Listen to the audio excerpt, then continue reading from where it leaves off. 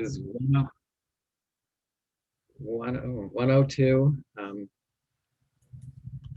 And we're going to call the meeting to order. I'm going to read the announcement.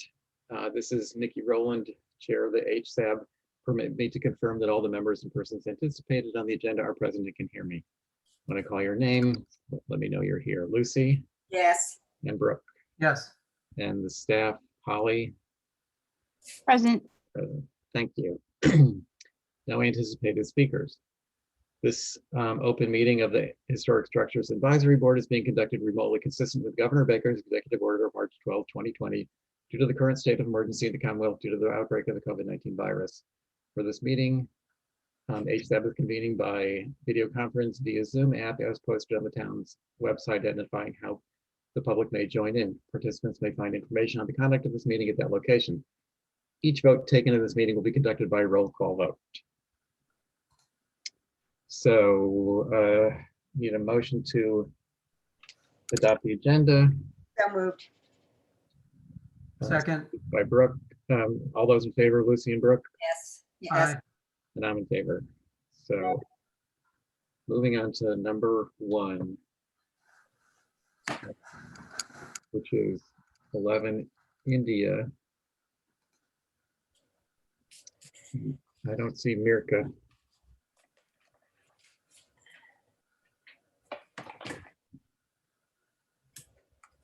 So we'll just go ahead without her.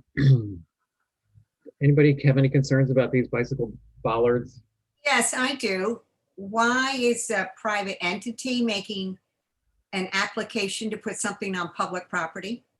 Well, maybe Holly knows more about this than I do, but I was gonna say, I mean, I don't have a problem with the bollards. I think they're good to have around, as long as they're not blocking the sidewalk. But it is town property. I was wondering, what the story was there.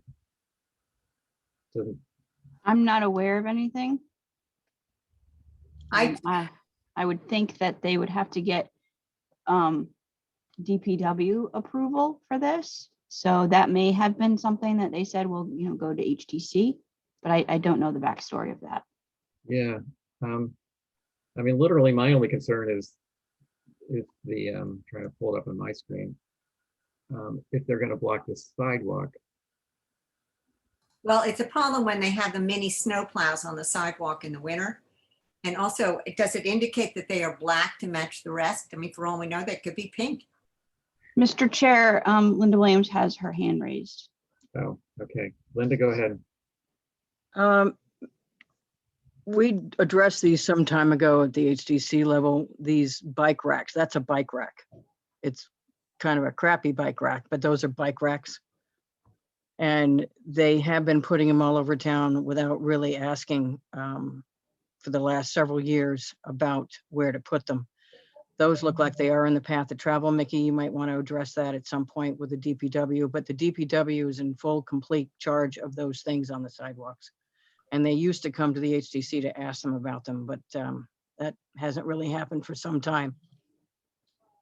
I'd like to add that those other ones were gifted to the town by Remain. Mhm. And what I think happened was that they were gifted to the town. They're about, I think the cost is about $110 each. And then the town had to spend a lot of money on installing them. Mhm.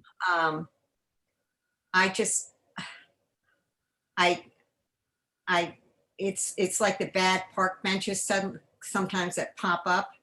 People just think that they could plop down a park bench in memory of somebody. I mean, nice idea, but if it's, some bad state forest kind of thing or Parks and Rec, that's plastic, it's awful. I think that I don't know what to say. I mean, they're applying to put something on property that is not theirs. Yeah, I think that there's an issue about whose land and who's doing it and whose permission they need to do this. In terms of aesthetics, these bollards are also throughout town and other places. I don't have a concern with the sort of the design of them, unless anybody else just doesn't like the way they look. Well, I prefer the plain old traditional wooden bike racks. I think people are more apt to use them too. Yeah. Okay. Brooke, any thoughts? Yeah, I don't know. They're the bollard with the little hoop on it. I kind of agree with Lucy on that one. It's not really terribly historic, but the one thing I like is that it is less intrusive than a bike rack. Mhm. I think a bike rack sort of forces bikes into the traveled path, which again, that's not really our concern. But I think given the choice and the location in this situation, I'd prefer the bollards, but definitely closer to the street. Well, if it gets closer to the street, it interferes with opening the car door. That's Yeah. the problem that they did across from the hub. Yeah, I wonder how, is this how thought through is this? There's no representation to explain what's going on here. I think we kind of, if we can, Holly, I think I'd like to sort of have this either deferred until there's further information. Mr. Chair, I don't know if Matt can address any of those comments since this is his overall project. I just let him in. I don't know, I'll put you on the spot, Matt. Sure. Actually, what was the question specifically? Well, these bike bollards, while we're not objecting to them specifically to some degree, I think we're mostly concerned about the location. Are they going to interfere with the travel on the sidewalk and, land? So, They shouldn't, I should say. If you give me 1 second, I can see if I can actually get Mirk on the line. So these are actually part of the planning board requirements of the project, if you will. So they are something that the planning board has, specifically required as part of the approval. And so I think based on the just the site, these seem to be the most appropriate locations. So, but I am going to see if I can get Mirka on the line. So I don't know if that helps or hurts, but I think they're set back off of the they're set back off the sidewalk a little bit. So I think that I don't think that they're so close that they are gonna. Hey, how are you? I actually, hey, are you able to join Historic Structures Advisory Board meeting? They're reviewing the bollards, the bicycle bollards, and they had a couple questions. Oh shit, no, I didn't. I am having to be. Anything in the public sidewalk has to go before the DPW, usually the selectmen as well. Can I also point out that the way that they're perpendicular to the street. So that means if you attach bicycles to these lollipops, whatever you want to call them, they're going to stick out more into the sidewalk. If they were parallel to the street, they would interfere less with the sidewalk traffic. yeah, I can see that. You probably wouldn't get as many, although I don't really know. It's hard to tell from the plan without seeing an actual bike, just represent the scale, how much room they're gonna take up.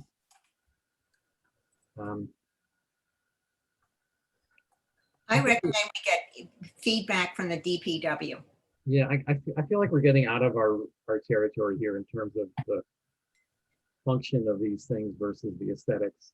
I'm not, I take your points about blocking the sidewalk, and I am concerned about that too, but is that for us to get into? I'm fine to move on, Mr. Rowland. Me too. Okay, all right, so let's pass on this one and hope that the HDC gets more information about it when the time comes. So we're moving on to the next one. Which is the fence.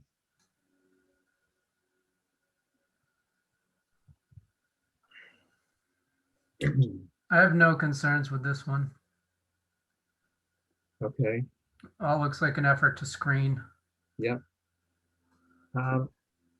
Lucy, I would rather not see the granite. I would rather see a wooden post with a cap on it and possibly a gate. yeah, I agree with that about the granite post. My thoughts were the post should be wood. And also they have that transformer, from the photograph, it looks like you probably would see that transformer from the street. It's existing. It's existing, but it's an opportunity to screen it better. And then, we know hedges don't always do it, at least not year round. So I was just going to suggest that they, first change the post to wood, and then just put a board fence right in front of the transformer, just a short section of it, to block the view of the transformer from the street.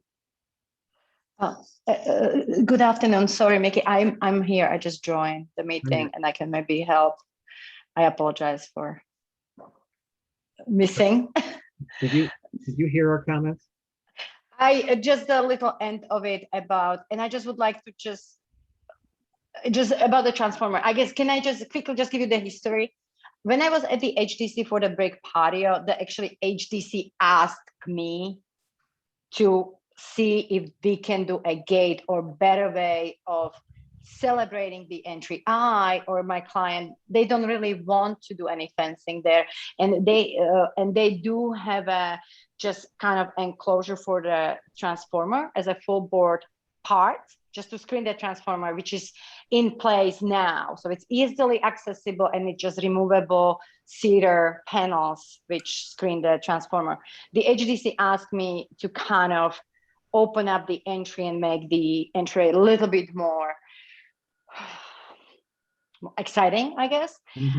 So that's why I came back with some kind of like a fence or just the kind of separation between the back and the street. You're good. Could you explain where I'm looking at the plan now on the screen, and I don't even know where the fence is going.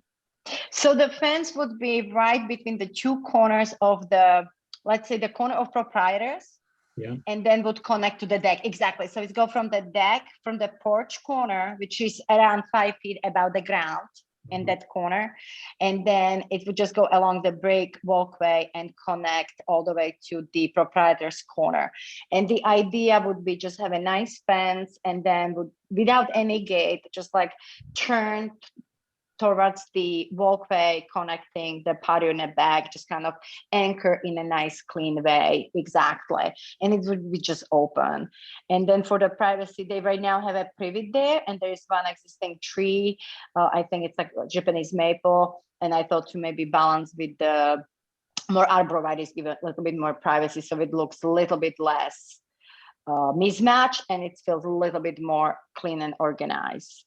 But that's when you look at the landscape in the winter, it looks a little bit more neglected than when you look at it in the summer, because right now when you look at it, it's pretty green. Yeah. Okay. So the fence, there's going to be two connected sections, and they're going to be L-shaped sections. Correct. Along the sidewalk, and then it's going to turn in and head back toward the patio.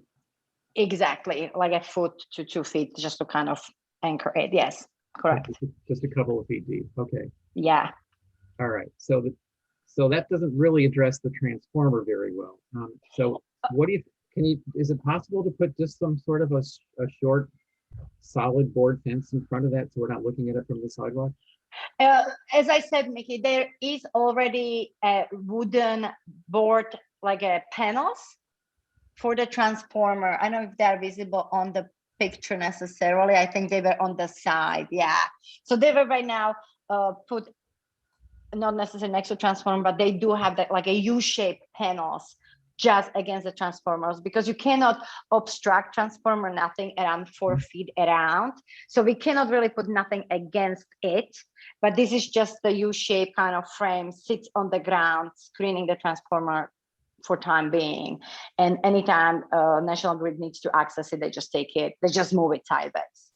Okay, is that what we're seeing through the opening? Is that thing you're talking about? I believe so, yeah. I believe so, that's in the back, yeah.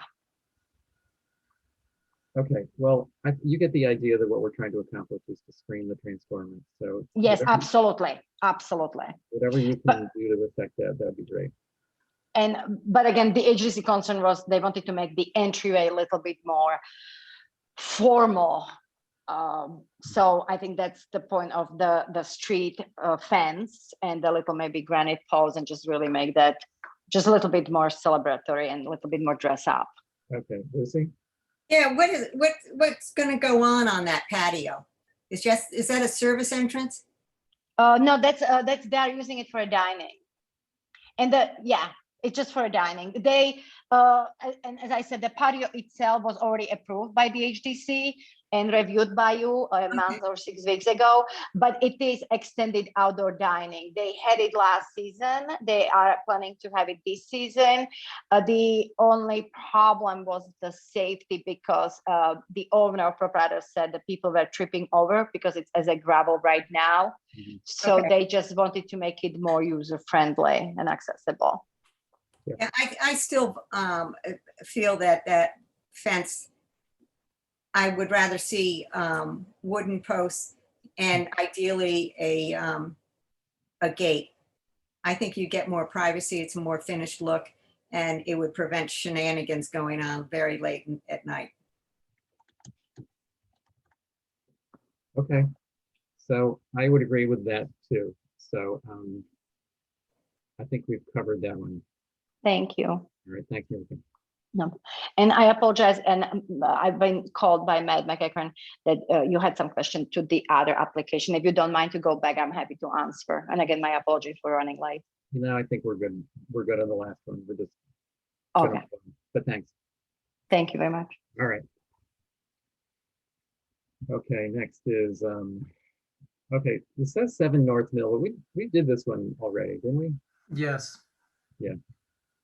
I'm just gonna cut and paste my notes from the last meeting into this one, so because we don't need to go through this again, right?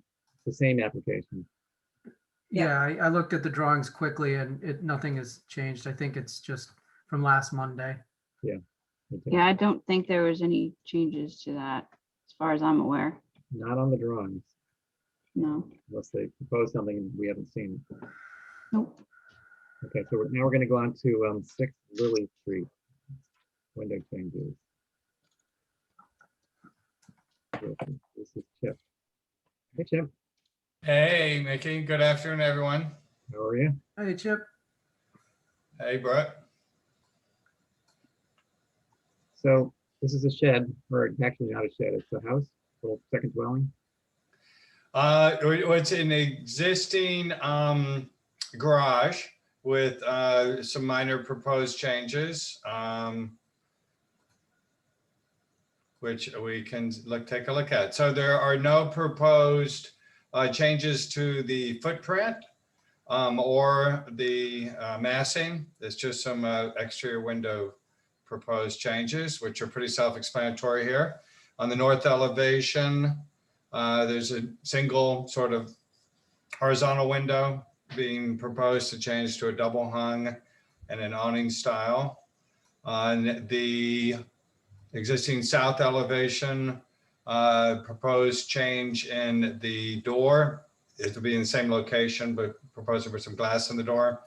And then the 2 window locations that are clouded. No proposed change to the doors, the garage doors.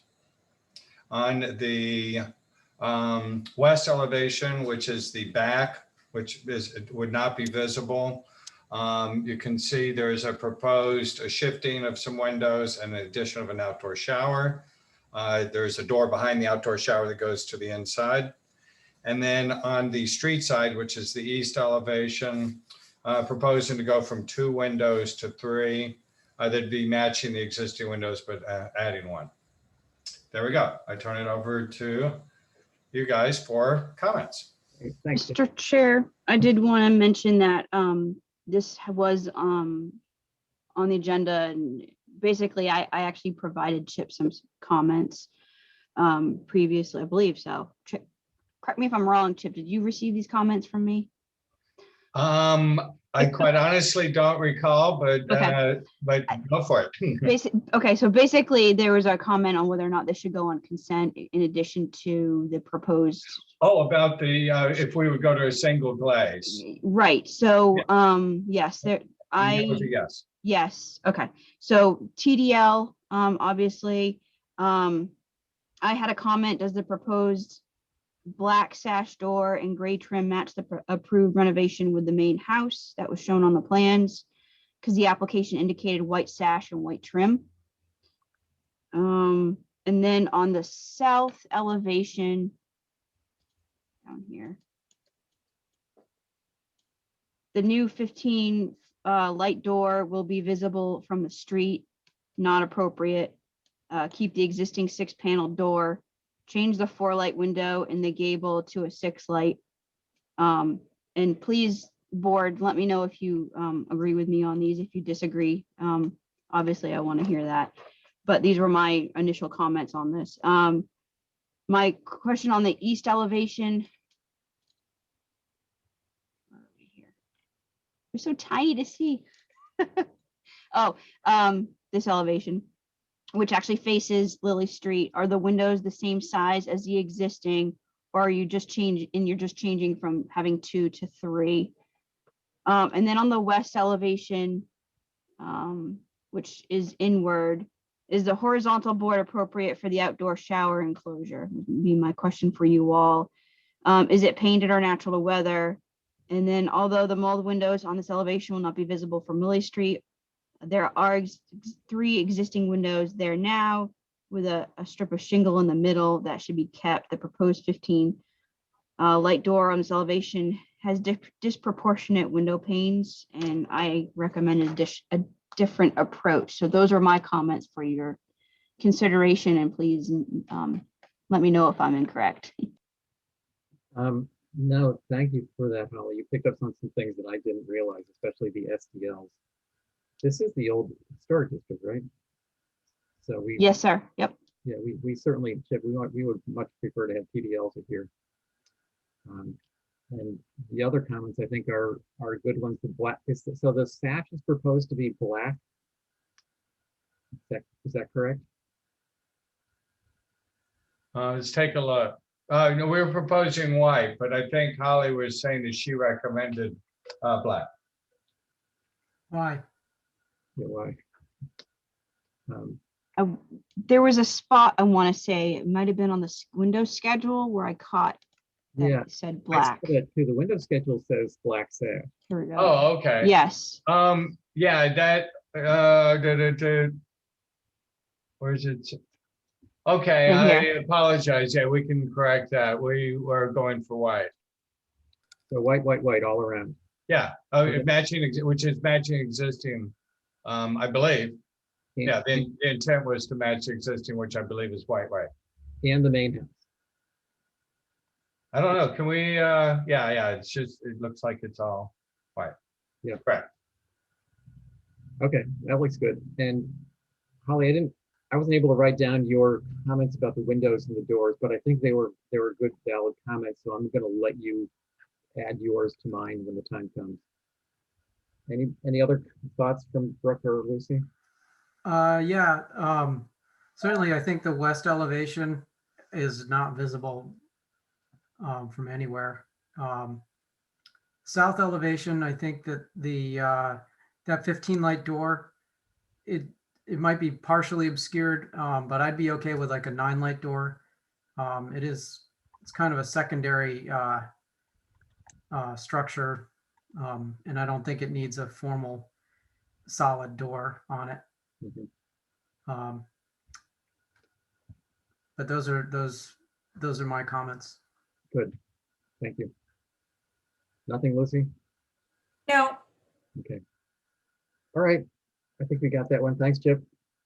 Thank you very much. And I believe I'm the next one also, so I'll hang on. No good. Kate Walsh. Good.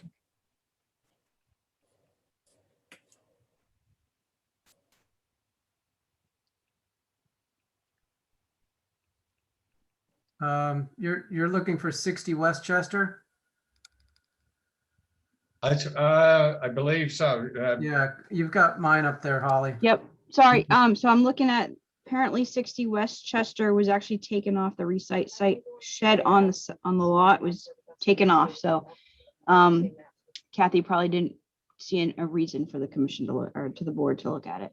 Yeah, Okay. just to clarify on that, it's an existing shed that's on the back yard of 6 Westchester. It's proposed to go from one side to the other side.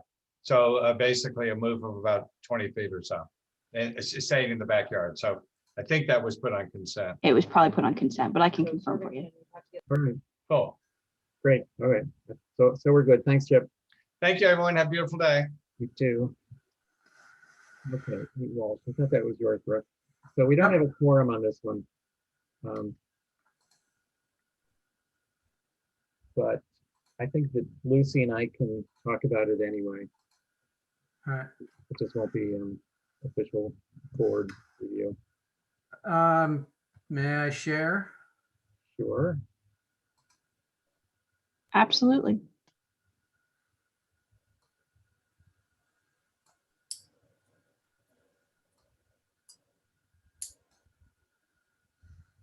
Hang on.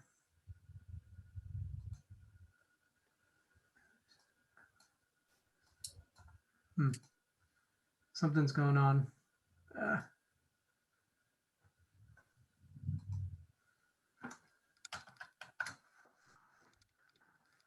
You have something new to show us, or can you just get Holly to zoom in on something?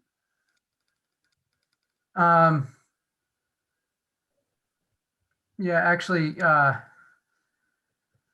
so on my side, I moved the screen over so that it's visible, but I blocked out the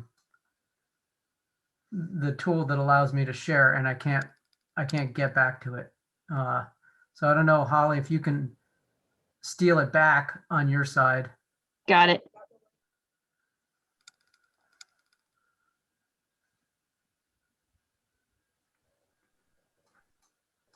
Yeah, okay. All right. Well, we'll just use what, so Mickey, you guys have already looked at this then?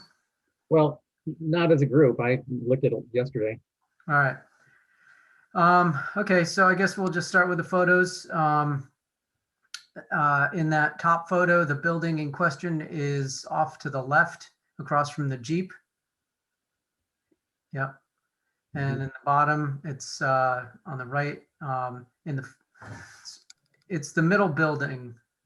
Yeah, right there. It's got the 2 gable dormers. Yep. That is a view from Swain Street, looking from the north.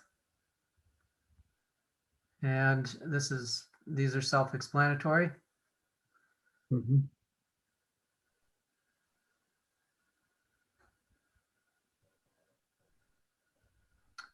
On this, on the Sanborn map, this is, it's that,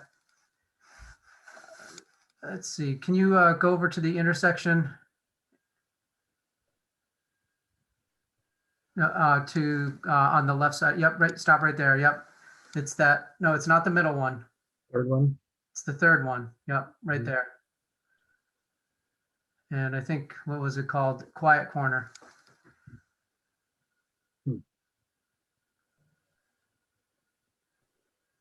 So there's, there's definitely, it was there between 1909 and I think the application says, gives you some more information. But basically what we're doing is that red area will be a new filled in area, and there's an addition over the second floor of the existing part of the building.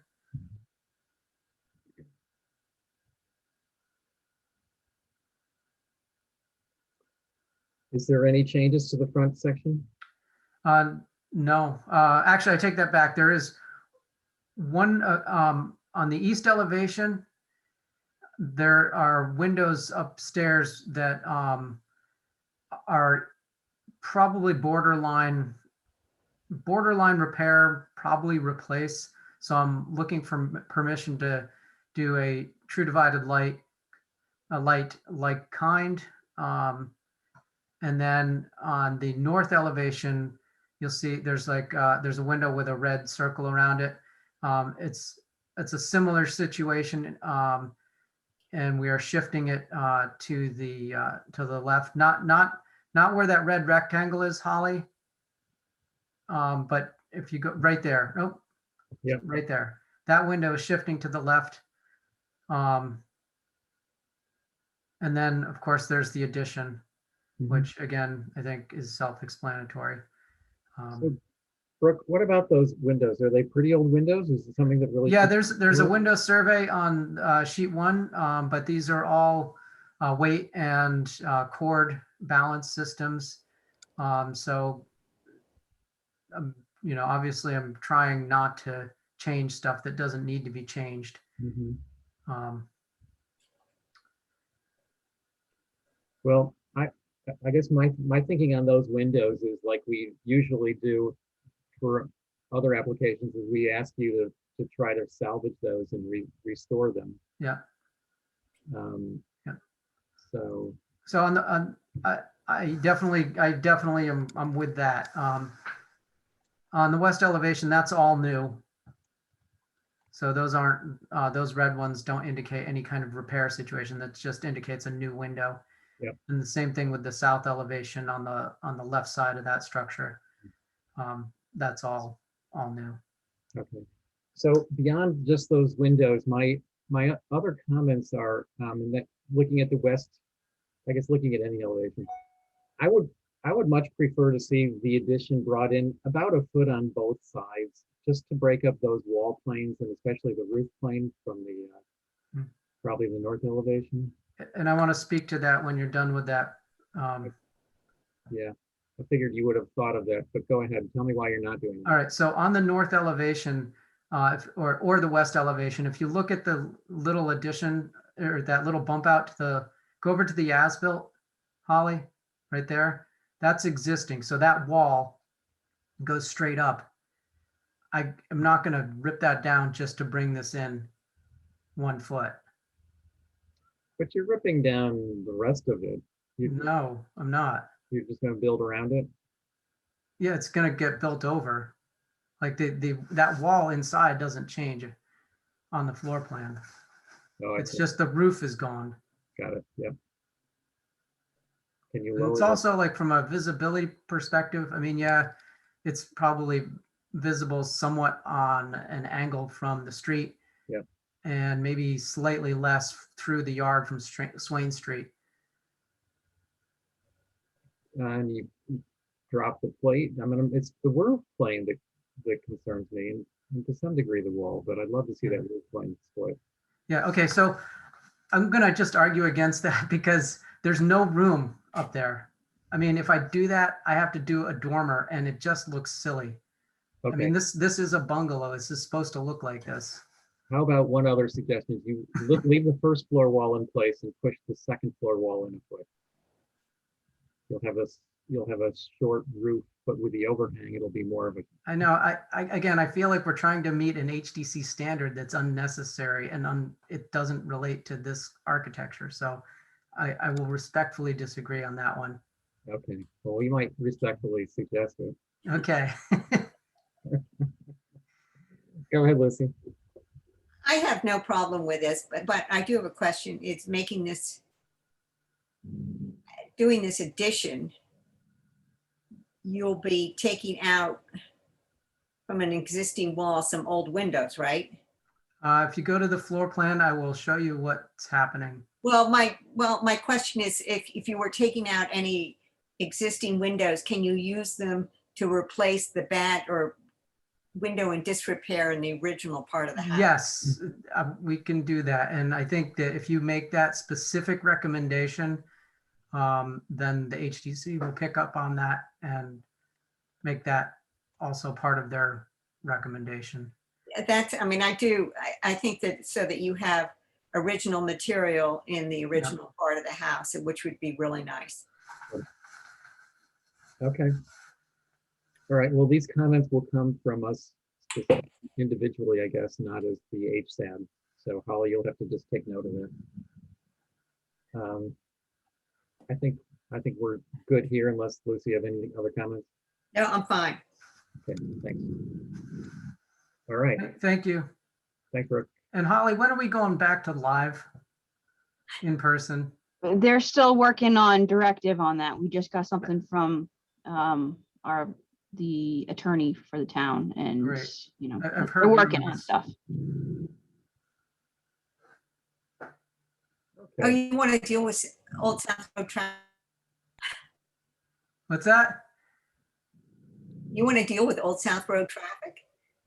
I got my bicycle. Right. I'm not afraid. Okay. 1 Bloom Street. 103 Main. Oh, did I miss one? I did. 103 Main, sorry. Okay, 103. Missed a few. Ye old plunge pool.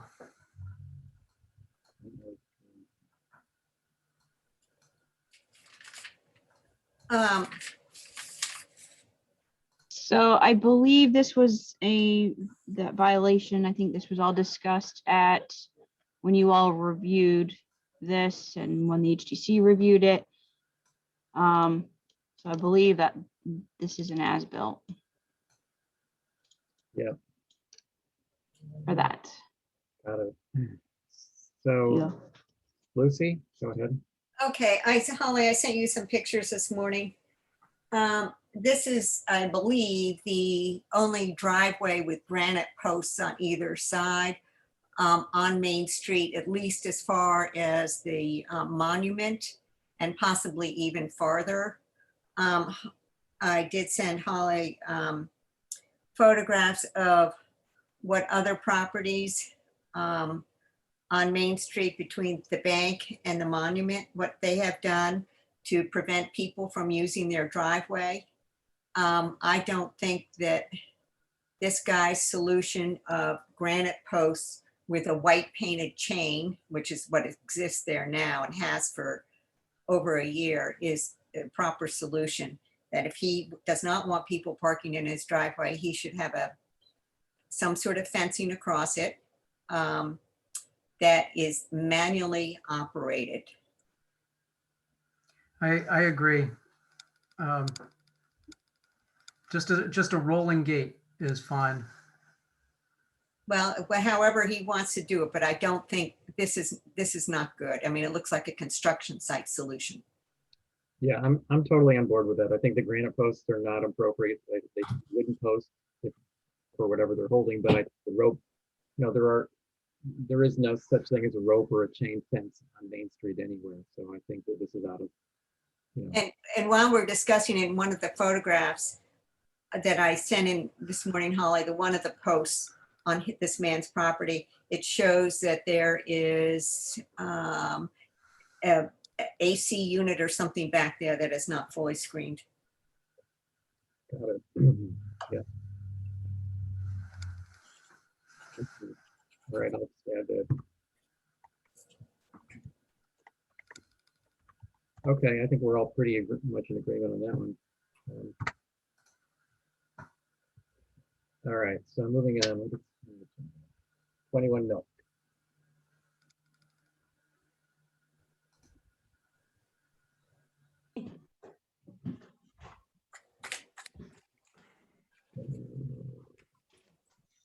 This is just a color change.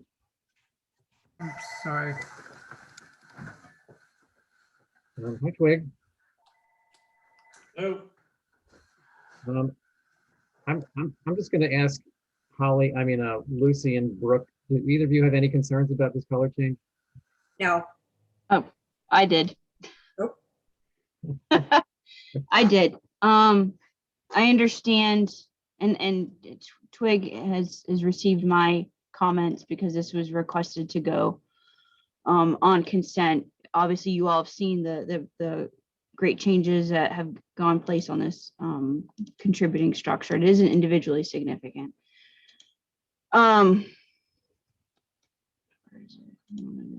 There's photographs. Where are they? Here they are. It's hard to discern from these particular photographs on being white. This photo is from 1880s, which is at least 100 years after it was constructed. And this one's obviously more contemporary in the 1960s. I didn't think stark white was appropriate, but would obviously like to hear your comments on that. Yeah, I guess my thinking was that I mean, there is some historical precedent for it. And while I like the darker Nantucket gray trim, I'm just not sure I have a strong enough argument to vote against white downtown. Thoughts? Yeah, I agree with you. I definitely don't want to see it go to white, but it's just that it's hard to make that argument. And so I think that white is fine. It's appropriate. Lucy?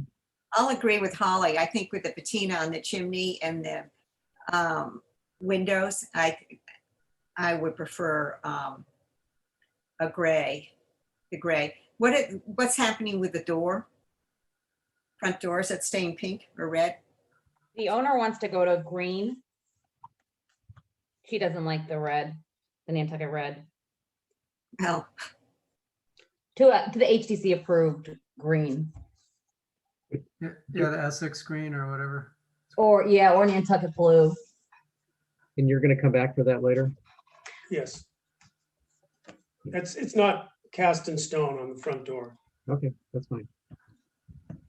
I All like, right, so I think we'll leave it on our recommendation, not a vote, of course, but we're just going to say we prefer gray. We're not saying we don't want white. We're just saying we prefer gray. So I'm curious as to why gray, because as far back as you can look, the first paints were some sort of iron oxide, which was a reddish color.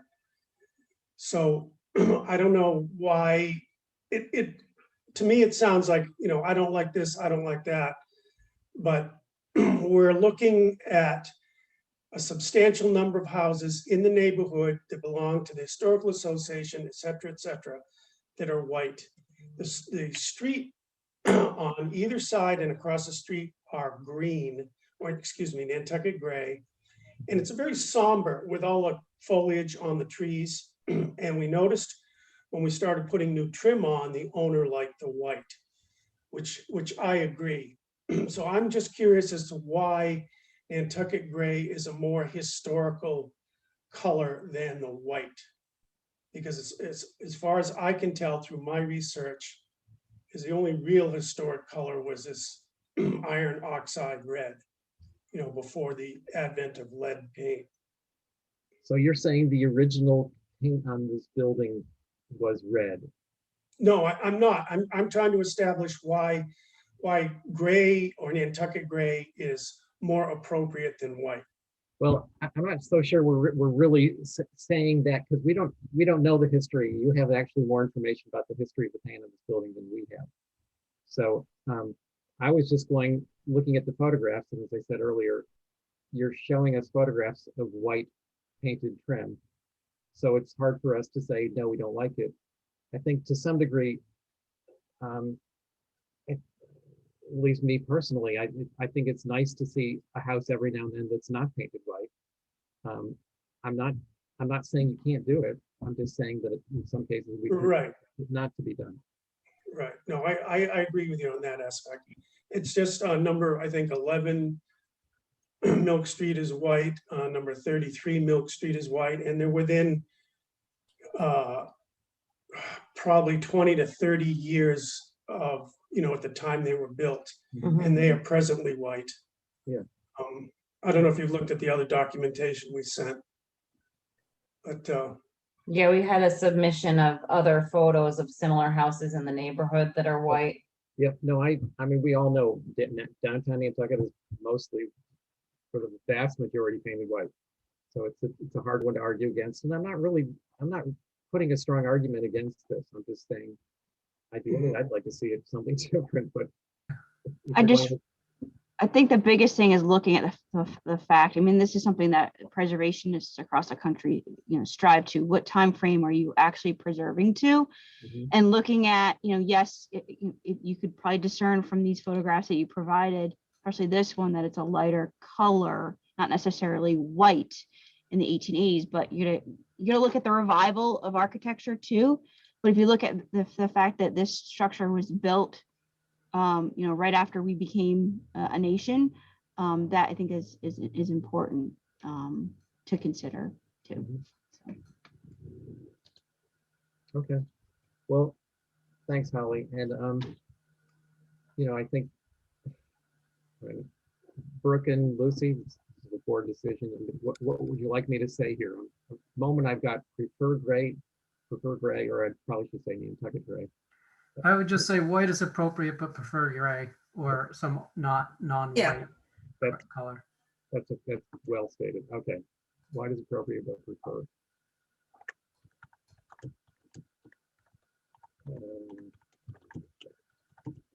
And I'd be surprised if the HTC didn't go along with it anyway, but we're not going to guess that. All right. Sounds good. Thanks, Twig. All right, good to talk to you. Yep. Thanks, guys. Thank you. See you.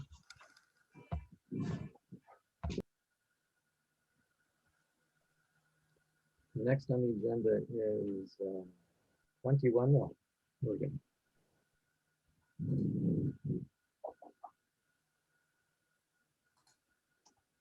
37 Fair? I'm sorry, 37. Yeah, we just. So we skipped Bloom Street. No, No. that one's after this one. The actual written agenda is different than the view list, so that's what's screwing me up. Oh, okay. Sorry. So 37 Fair. That's Matt. And I'm here to just answer any questions you may have, Mr. Chair, or give a brief presentation. If you would like to present, you're welcome. I would love to present. Okay, so this structure dates from 1832. And I would say probably the bigger, just kind of bigger picture, what we're looking to do here is the foundation. We've had structural engineer look at it. We've talked to a couple contractors, and we want to replace the foundation.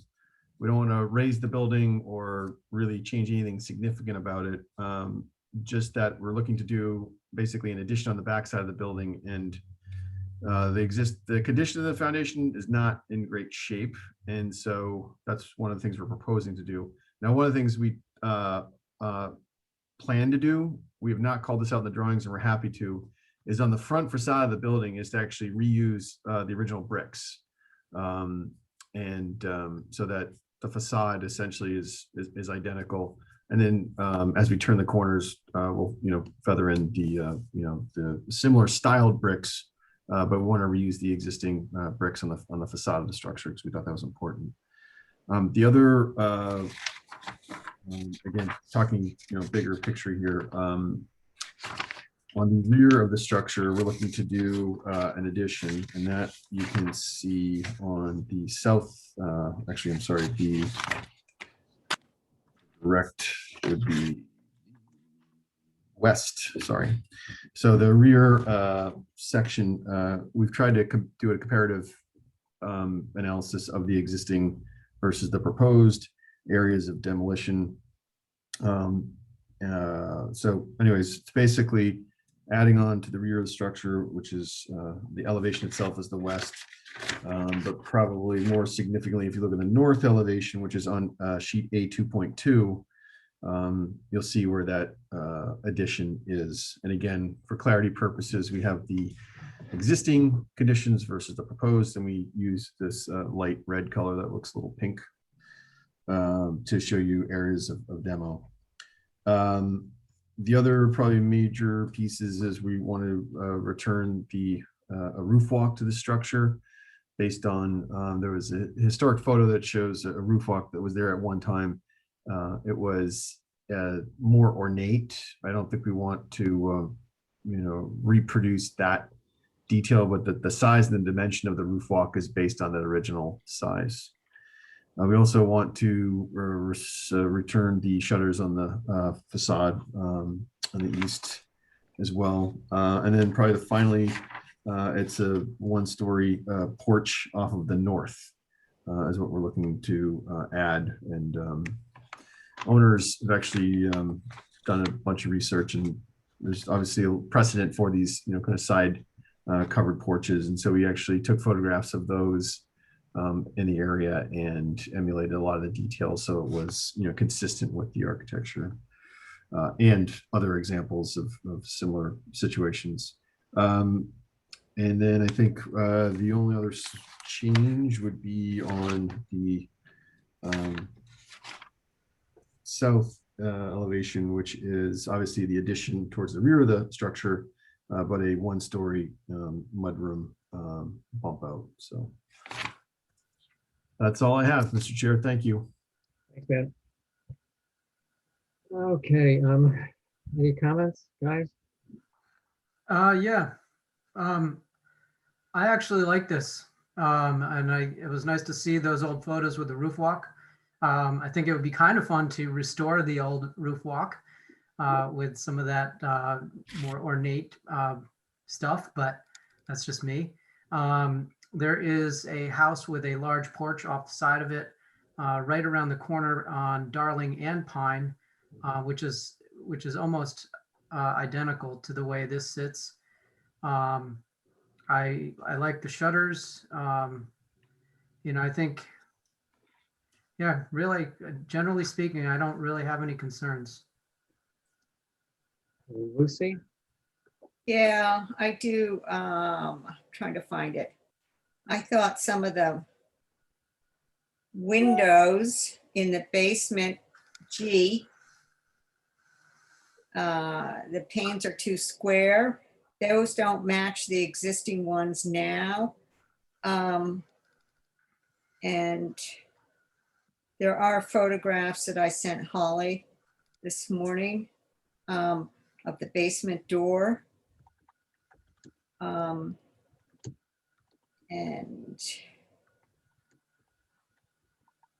let me see. I'm trying to find how it looks on the lot. You see these photos? Yeah. That's the basement door, and it looks like the new one will match pretty. It's a pretty good match. Mm-hmm. But the other photograph that you can see partially the windows, that those are not square. Mm-hmm. I have a thing against square panes of glass. Yeah, sure. And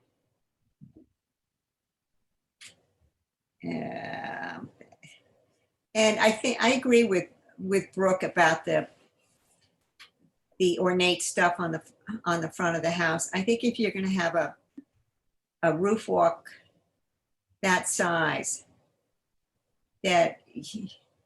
well, correct me if I'm wrong, but if you usually have a roof walk that extends the whole width, isn't it more balanced when you have the more ornate Victorian type of doodad on the front?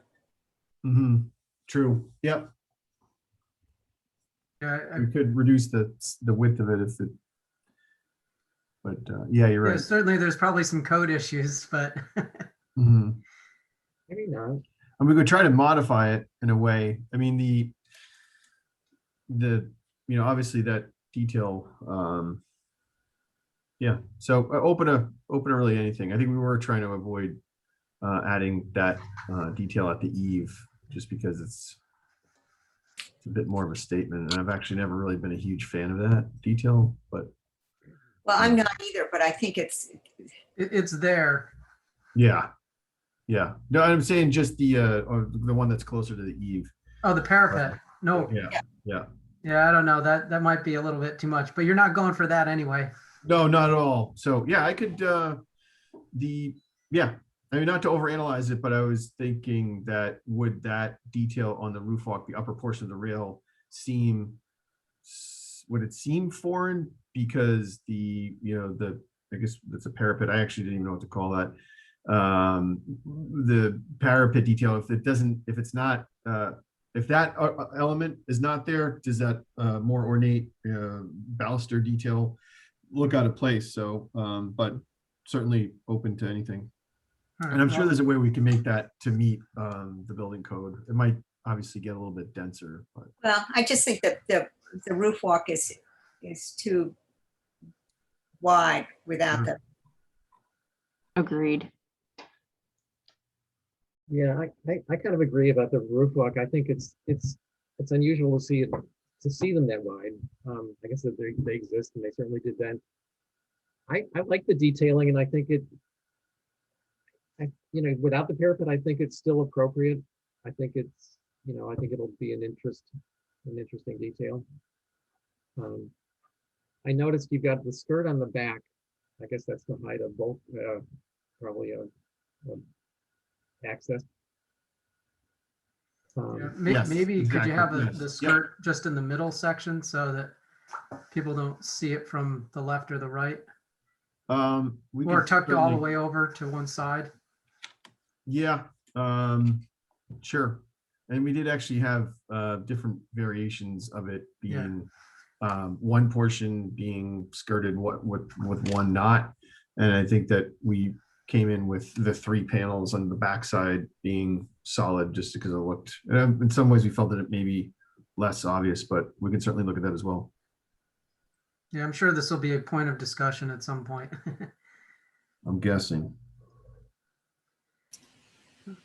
Okay, I had a couple of other comments about this. So looking at, Holly, could you go to the other elevation? That one there is good. So Mike, a concern I have is that turned gable.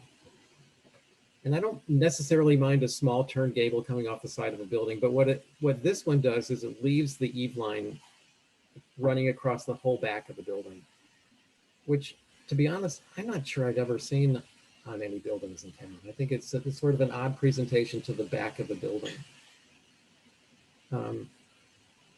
So it looks like another facade facing the back, having that eave line fully address the back of the property on what would be probably the west. Yeah, the west. Yeah. I mean, I see what you're saying. I mean, I think that west elevation again would probably be probably the least visible.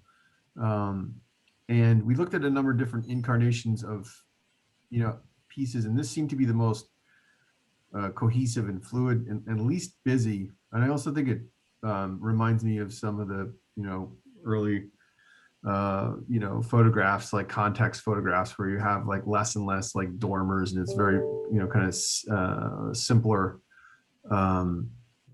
geometries, if you will. So I feel that because it's on this corner lot, that was the one, the elevation that we felt was really critical, was to make sure that we had, that it, on the north and the east.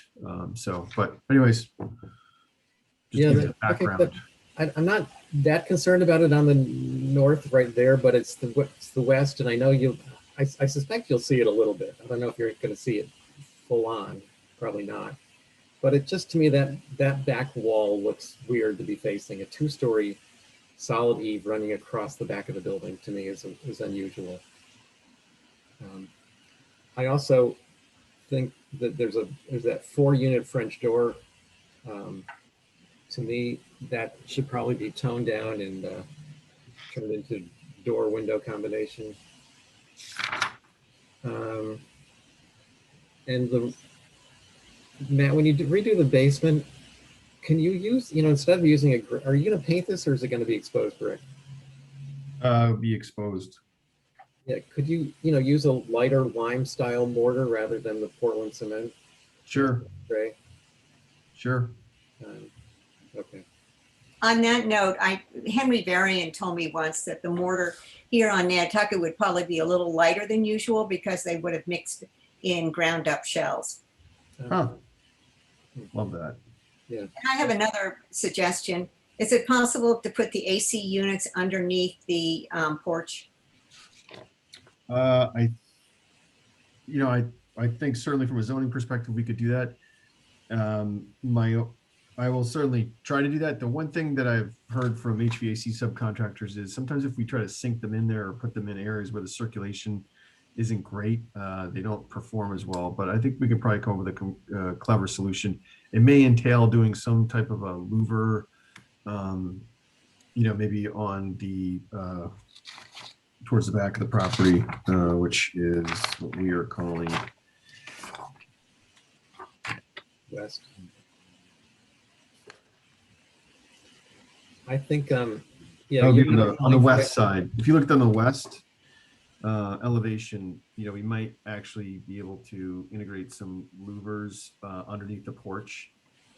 So I could certainly try to do that because we'd love to do that.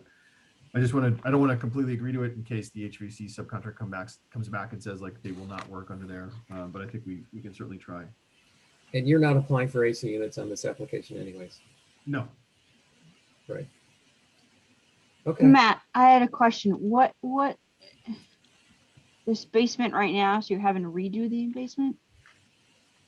Excuse me? What's the condition of the existing basement right now? Is it just a? There you can access it down there, and there's some utilities down there. It's a concrete slab, but it's where we're doing the addition. We just looked at it and had a contractor look at it, and even the structural engineer, and yeah. So basically making it usable space, taking Yes, it from yeah. just We're a going crawl down a space. little. We're going to go down a little bit lower, not much, but we won't be raising the height of the existing foundation. That was going to be my Or a question. matter of just replacing it. There is usable space down there right now, but Right, not significant. Is there? I'm just curious. Is there any excavation been done yet? Wonder if there's going to be any hidden cellars or whatnot. not yet. No, we haven't done anything with it yet. That would be The cool. owners are there, and they're using the house, and they've been there they've had it for probably over a year plus now, I think. So I'm very thoughtful about how to do the addition without taking apart a good chunk of the house. So, which I think we're pretty happy with. Thankfully, a lot of the new program is towards this tail end. So. Okay. All right, I think we can move on for this one. Next is One Bloom.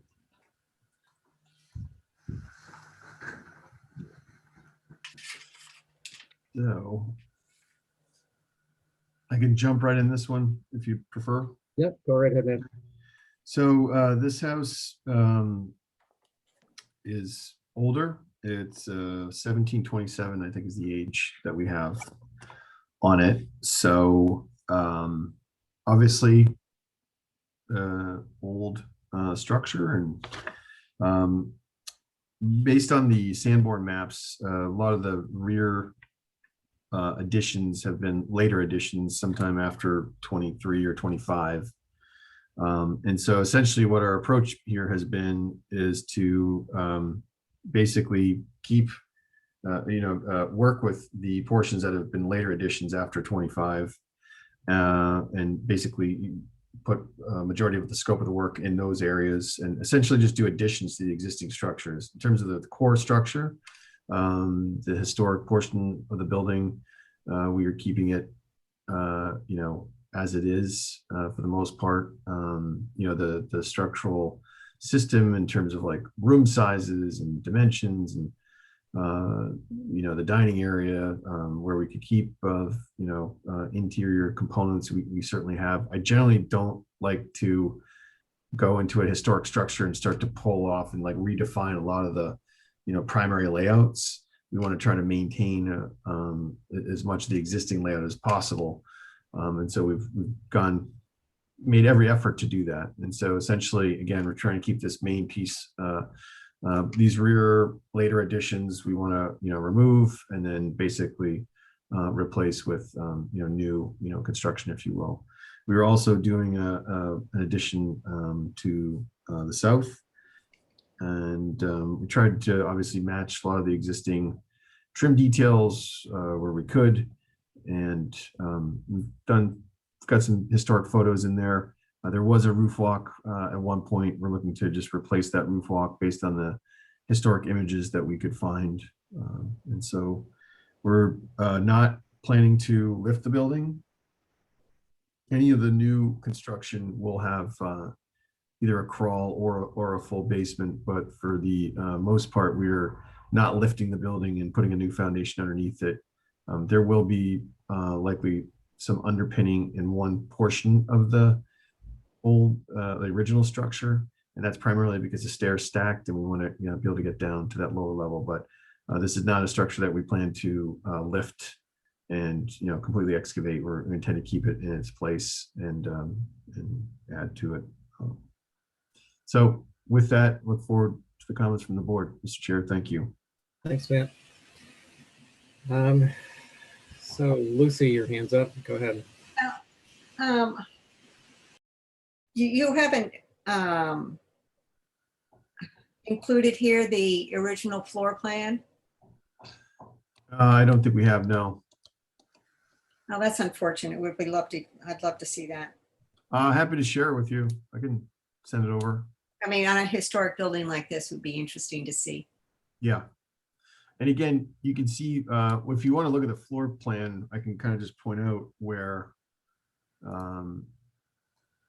basically this, the dining room, that fireplace, that back stair, that's all original. The kind of front sitting area, I don't know what we're calling it, a den. That room is its original size and dimension. The stair core is different. But again, as a general, structural model, we tried to keep everything in, essentially where it was. And then obviously the new addition where the kitchen and the living room are, those are more, but that's all new. So less of an issue there. And same thing with the first floor bedroom. One thing I could point out that I just wanted to share with everyone that something that I didn't love about the front facade was the size of, on the east elevation, the secondary additive mass. The windows are smaller and they were just kind of driving me nuts. And I thought that we could potentially flip the plan. And so I could probably get some, larger scaled windows in the first floor at least. Something about the proportion of those windows just wasn't working with me. And I think we can solve for that.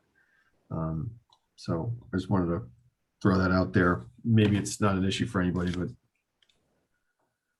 Yeah, they look like from a different house. Yeah, it was just like, we kept playing around with the proportions and it's like but I think the easy solution might be we could just flip it, put the hallway along that facade and we can go with larger windows. So just something that I think we're going to be adjusting regardless.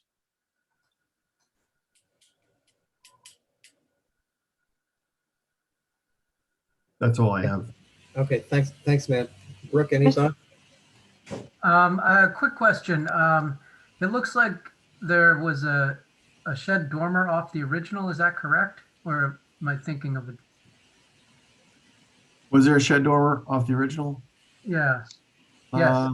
If you look at the existing west elevation, it looks like there was at one point. Yes. I mean, it wasn't really a shed dormer. It was a shed on one side and integrated on the other. So I guess it's nice to see that the salt box is being returned to its original form. All right, east elevation. Yeah, the windows, obviously. Kind of curious about the chimney. And, I feel like on that middle mass, it sort of competes with the main chimney. I'd almost prefer to see it on that small mass. The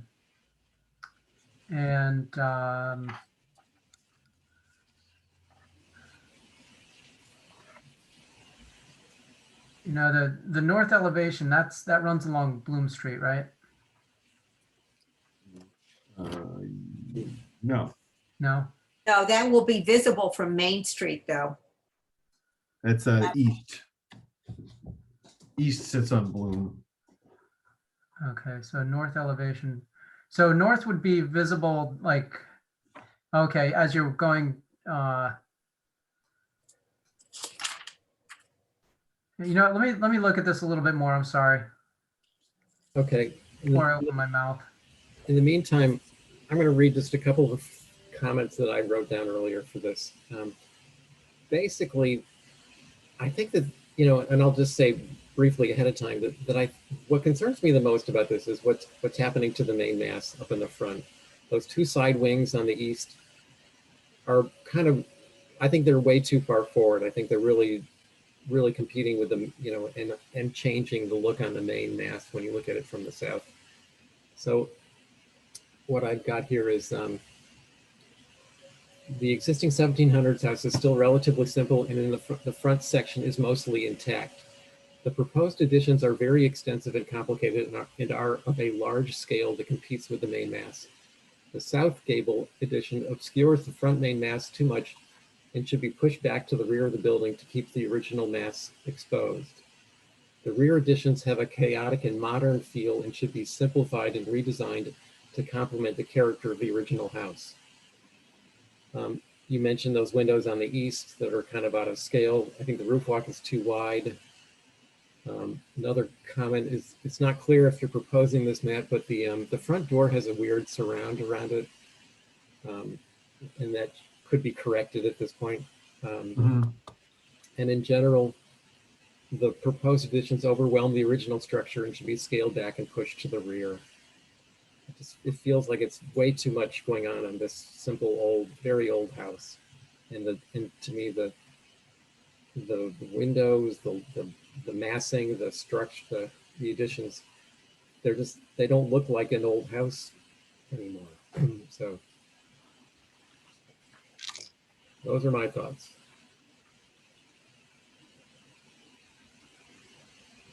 Brooke, did you want to add anything else? No.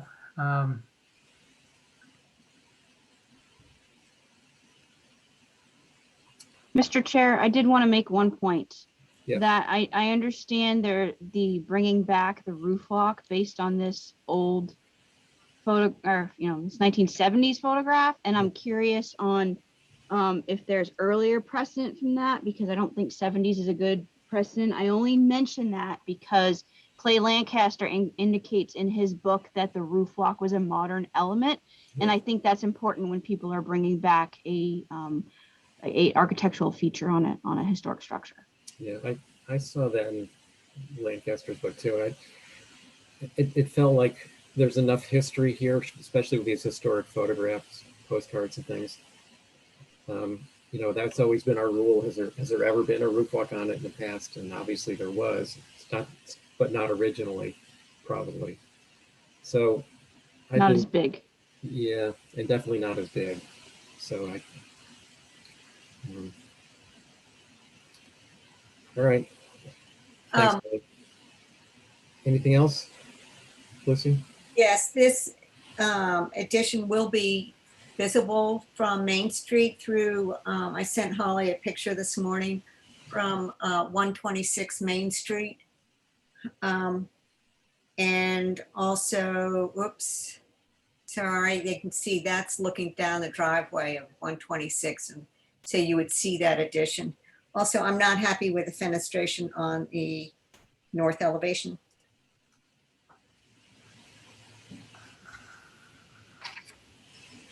Okay.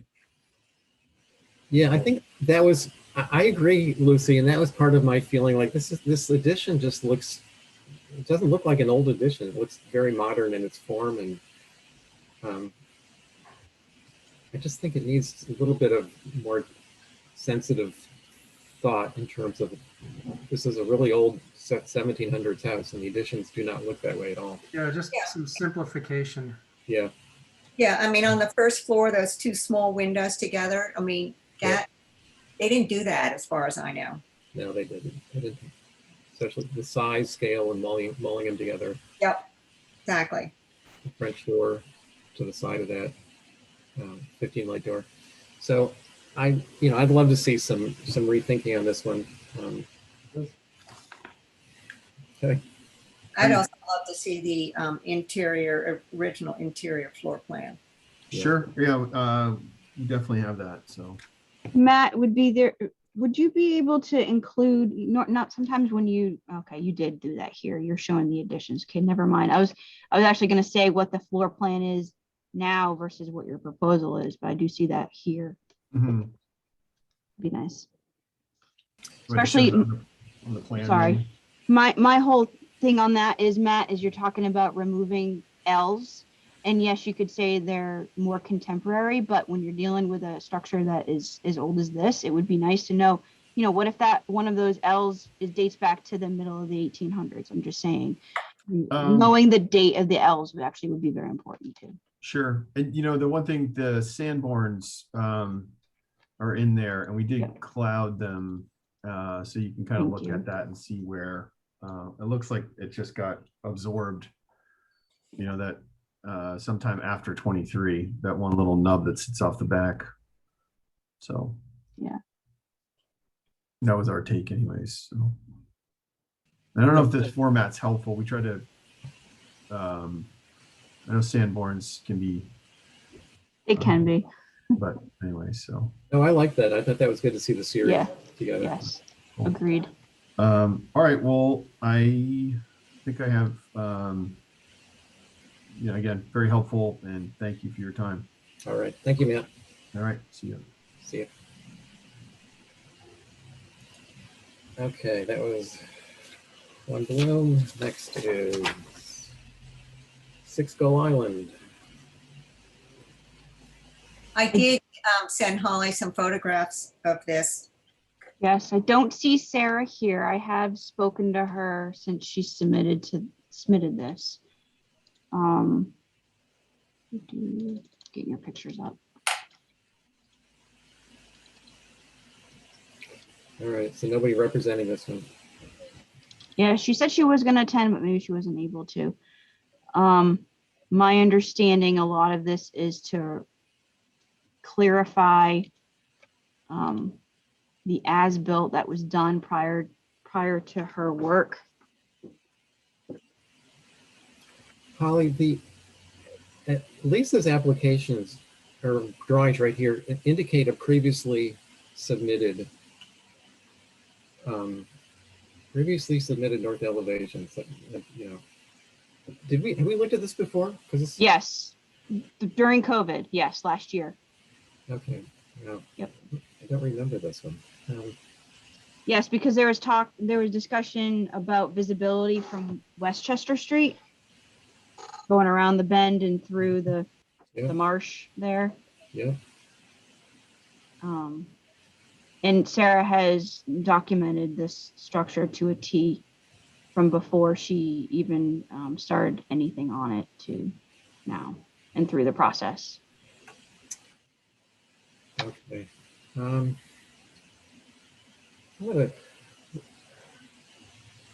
So Brooke or Lucy, do you want to make any comments? I'm fine with it. I just, sorry, the photographs are.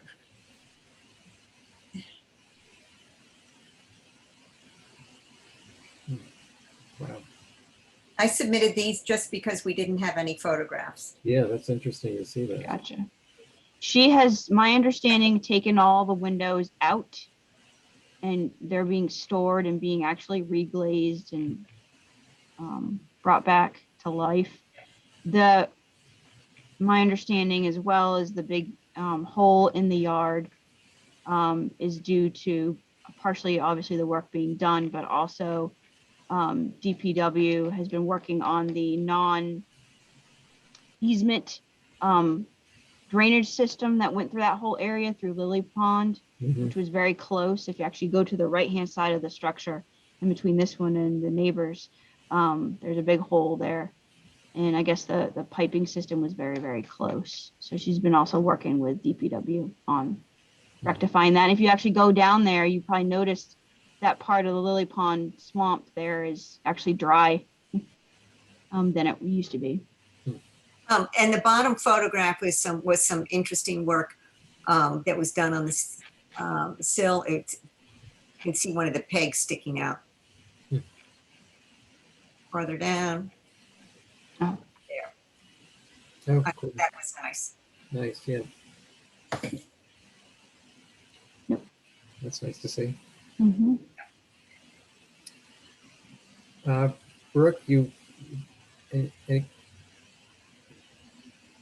Brooke looks busy. I'm going to go ahead and read what my comments are here. Hang on, sorry, I got it. You want to say anything, Brooke? I do. My only little trigger was on the,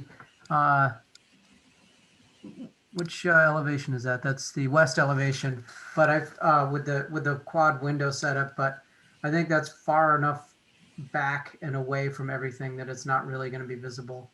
You know, the little shed dormer, I think, again, that's a little odd, but I could certainly rationalize it as being something that might have been done back in the day.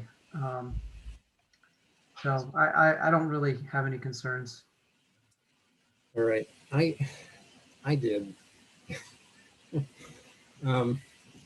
So the combinations of existing additions on the back of this house tells a story of its age and the transitions through generations of owners. It is a shame to lose all sense of that character.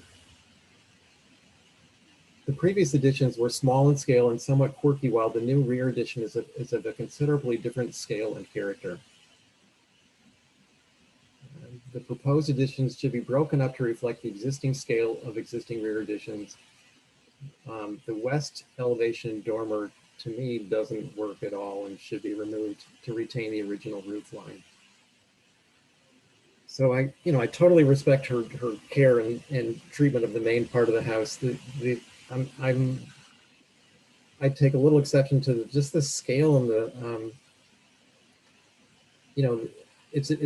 it's changed to me. It's changing the character of the existing building by putting on one big addition rather than the kind of the funky old ones that used to be there. So I don't know if any of you agree with that. Well, was that addition approved though? Yes. All right. Which one was approved? Previously. The big addition on the west elevation. Those have already been approved? Yes. All right, that I wasn't aware of. So really it's just the window and the dormer and the door going into the basement. Okay, so everything said previously submitted. It didn't say approved, so that kind of got me. So previously, so now we're really just looking at comparing it to the previously submitted.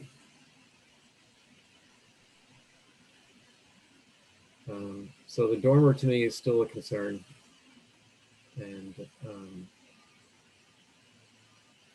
previously submitted. Unless, hey, Holly, when was that that previously submitted west elevation? I mean, do we know that that was approved? Because looking at the application, they're showing like a 60 by something situation there. I was under the impression that it was approved because it was reviewed. I don't remember it ever being revisions to previous certificates. Yeah, I see that. I see that. So then maybe Mickey's comments or his remarks stand. That is possible. In which case, I don't disagree. I thought we were only commenting on the clouded items. So did I. So I think that if that application is correct, then the cloud needs to go around the addition as well as some of those other items. Agreed. Unless the HDC was okay with the addition but wanted the windows to change. So, I guess in that case, I do agree with Mickey with what's been said. Well, I'll let my comments stand because I suspect that this would be worded differently. I mean, if I were putting this together, I would say previously approved, not previously submitted. Yeah. So I'm going to let my comments stand and go with that. Lucy, did you want to say anything else? Okay. Brooke, good. Nope. So Holly, could you look into that, whether this actually was approved, and it'll be too late for us to really do any further review of it. I will send an email and ask. It'd be nice to know. Anyway. Agreed, because I was under the impression, especially when you look at the plans, that it was just a revision. Revisions to the previously approved, but not clear. Agreed. Okay, thanks. Yep. All right, so next is 71 Washington.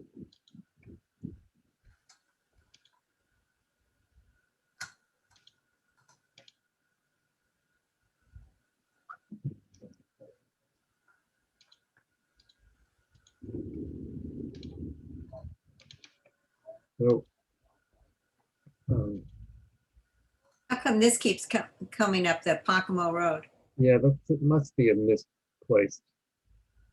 Yeah, misplaced link.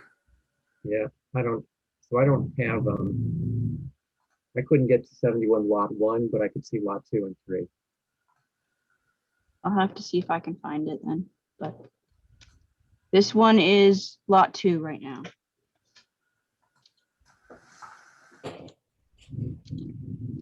So is somebody here? I think Joe's here. No, okay. So I was wondering. Hey, Joe. Hi, everybody. Hi, Mickey, Brooke, Holly, Oh, Lucy. Hi. I've Kathy popped in and asked me to submit these for a move demo a couple days before the deadline. So I don't have a lot of history with this, although I've been doing a lot of work with NISDA on their other property in Wawinet. So what we're looking at here, what she asked me to do is to submit for a move demo of the remaining NISDA cottages there, which are shown as lots 1, 2, and 3. I guess when the town purchased the other units, this got re-subdivided and each building is on a separate property. Mhm. And I've been working with Kathy and NISDA about trying to improve 55 Wawinet to make up for the artisan residence units that the organization has lost with the town acquisition of that property. And in the consideration of all of the artisan residences, they started looking at the costs associated with improving these and lifting them out of the floodplain and so forth. And Kathy started getting some interest, I guess, from the community in acquiring some of these. So she's working on trying to find homes for at least the 2 larger structures, which would be lots 2 and 3. Lot number 1 appears to be in the worst shape of the 3 buildings. That's the small, yeah, that one there, mostly you see it on Meter Street. It'll actually get picked up in a couple of these photos, I think, for lots 2 and 3. I could pull up lot 1 on my own screen too, if you want. Oh, I don't think you need to. Yeah, okay. So I guess I spoke to Kathy briefly this morning, and she just wanted to impress upon the board that she's actively working on trying to find a home for these cottages. She did ask me to take a look. I mean, early on, we looked at moving all of these structures out to 55 Wawinet. Mhm. And then that's going back a few years, actually. And then most recently, she asked if we could find a home for 1 or 2 of these cottages out there. But she has wetland limitations and ground cover limitations out at 55 Wawinet that would really prohibit the use of these structures, especially since she has to upgrade the septic system out there. So I've told her that I didn't think that either any of these structures would work well for what she wants to do out at 55 Wawinet. So she's seeking alternative locations. Nothing's been nailed down now. I think that's really all I have in terms of a presentation. So thanks, Joe. What's going to become of this? Is the town buying all of this, or is NISDA retaining those 3 properties? And what's going to become of the property, the rest of it? From what I know, I don't think that the town is buying them. I'm hesitating a little bit because I know that the town isn't in negotiations with her. I know originally they wanted a smaller piece and then they asked for a larger piece. The way she described it to me is that she's trying to get some flexibility on what to do with this lot, whether or not it becomes an in-town adjunct to 55, or if it's just an asset of NISDA's that's in town, I would imagine that if those cottages are approved to be removed, then it might become a desirable piece of property for the town to acquire. But at the moment, at least from an architectural planning perspective, I'm not working on any designs for anything to go in the place of those structures if they were approved to be removed. Okay, so NIST is holding on to the property at least for the time being. Yes, correct. And then, so there were a total of 12 residents. These things are, some of them are duplexes. So there were a total of 12, and we're trying to get to that accommodation out at 55 Wallwinnet in some form or another. At least their long-term plan is to try to replicate that number of artists and residences out there. It's in closer proximity to their farm where the classes are. There's going to be a bike path down that street, so it makes a lot of sense for her to have both the school and the residences in close proximity to each other. So I don't think that there's a long-term plan to make this a major part of their artists in residence program, but I'm not 100%. Mr. Chair, Linda has her hand up as well. Okay, let me ask one more question. Joe, do you know the age of these buildings? 1950, that's why my hand is up. Yes. Yeah. I was going to say, Kathy described it as to me as mid-50s. I believe that she sat when the other cottages were removed. My understanding is that they are all built at the same time. Yeah, Yes. 1950. Yep, because they came in as a 4181L. That's why they were all on individual lots. That was, yeah, to the planning board. Okay. All right. I don't think anything's been done to them since they were built. Doesn't look it. It's sad. Mr. Chair, I just wanted to mention to Joe. So I'm sad to hear this because I was under the impression that, obviously we knew that the town wanted to be able to widen this. So that's why the other ones were removed. But for these to come in as a demo move, I would hate to see these demolished. I'd rather see them moved if they're going to be moved. But I would think that, there's a lot of different things that are available. Granted, I understand flooding, obviously, that's why we've created our design guidelines. That could be looked at, creating a basement to accommodate flooding. I know that would be putting money into it, but they are considered contributing. There's historic tax credits that could be, there are different things that could be looked at. I just wanted to mention that instead of just people thinking that, oh, they're useless and that's it. So I had to say my piece. Thanks. Yeah, thanks, Holly. I agree. I hate to, this it sort of defines that corner, the character of that neighborhood, the corner there. Hate to see them go. Much rather see them improved. They'd have to be lifted, obviously, but retained. Brooke or Lucy? Let's remember these are 70 years old. I'd like to see them retained and treated properly. And also I'd like to add that we are losing so many of these small buildings on the island. All the little cottages with the blue shutters I own one, but there are not many left. And it's really sad. I think something can be done with this. That small house up on Howard Court, that recently sold for, I think, 1.8 or something, not saying that you could convert these structures into something like that. But I think there could be something creative done and that they should not be demoed. I don't disagree. I think there's other ways.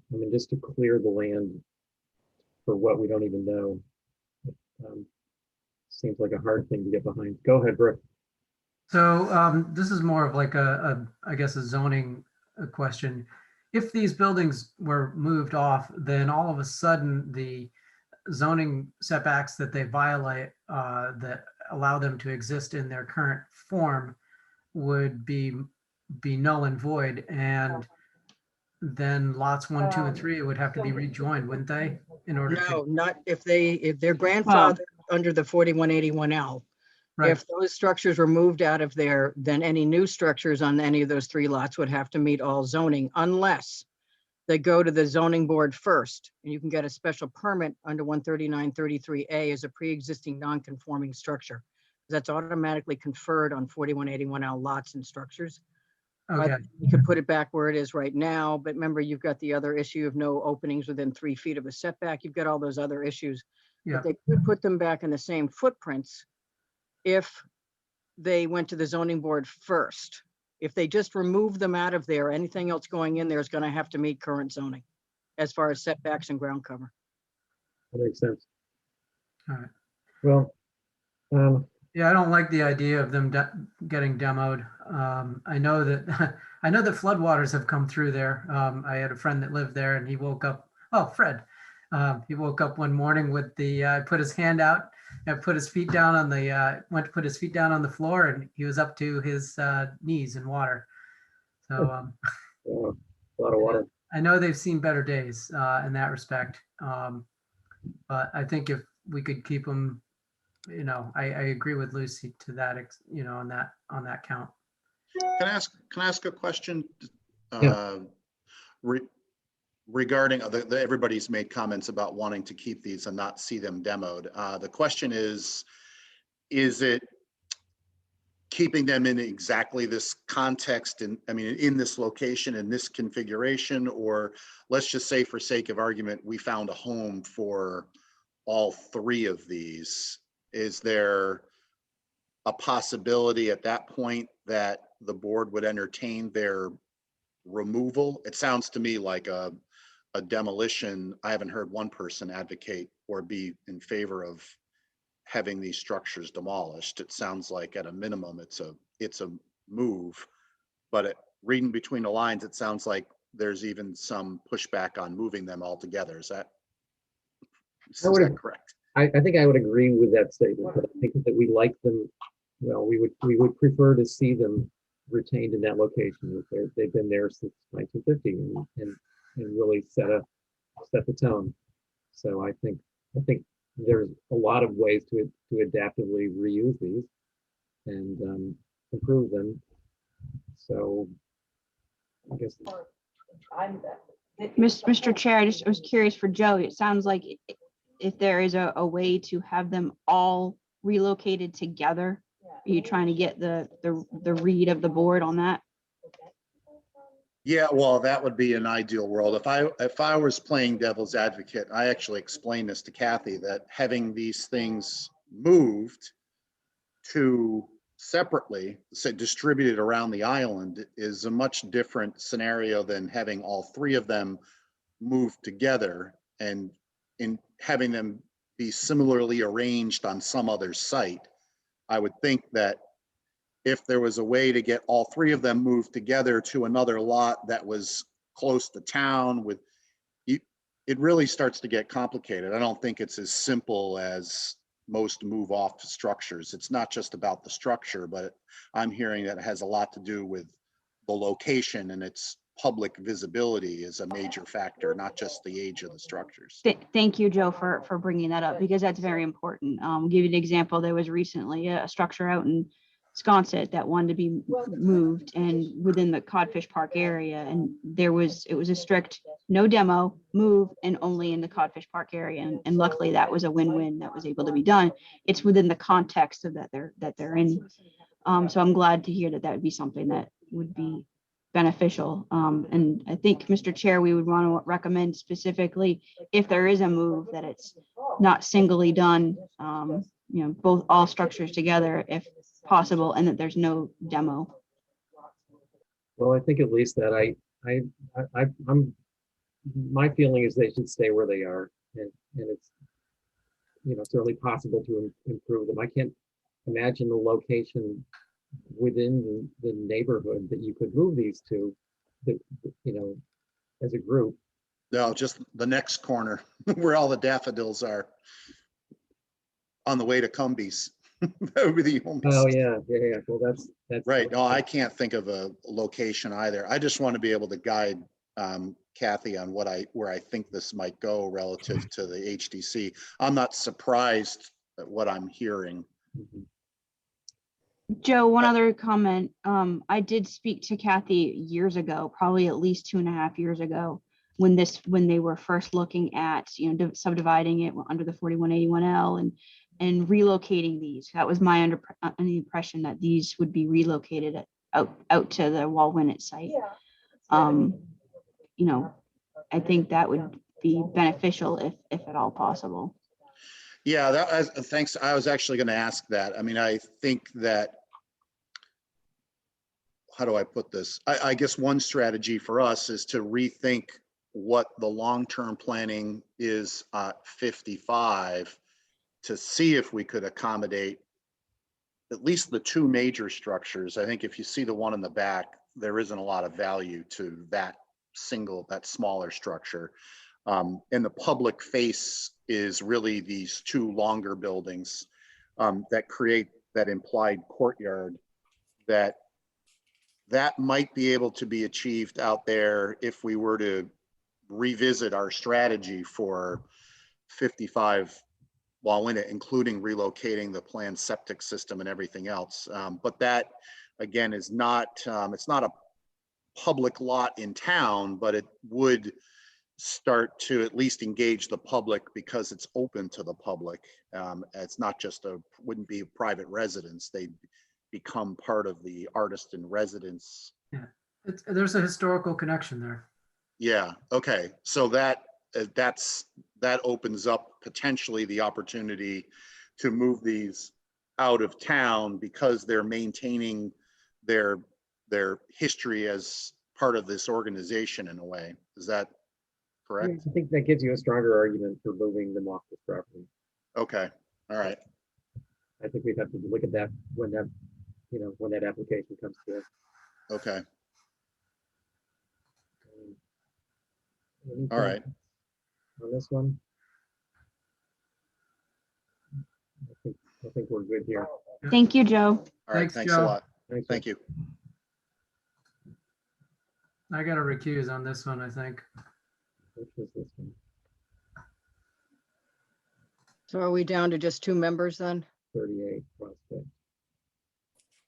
Sounds like it. Yeah, I guess you probably do, Brooke. Okay. I know Brooke did the structures. I'm doing the landscaping, the pool, not the pool, the spa. Yeah. Um, Wasn't there a leopard on this earlier? I saw her earlier. Yeah. She was at one point. Yeah, I don't see her anymore. Okay. So, Okay, go ahead, Linda. that's the lot.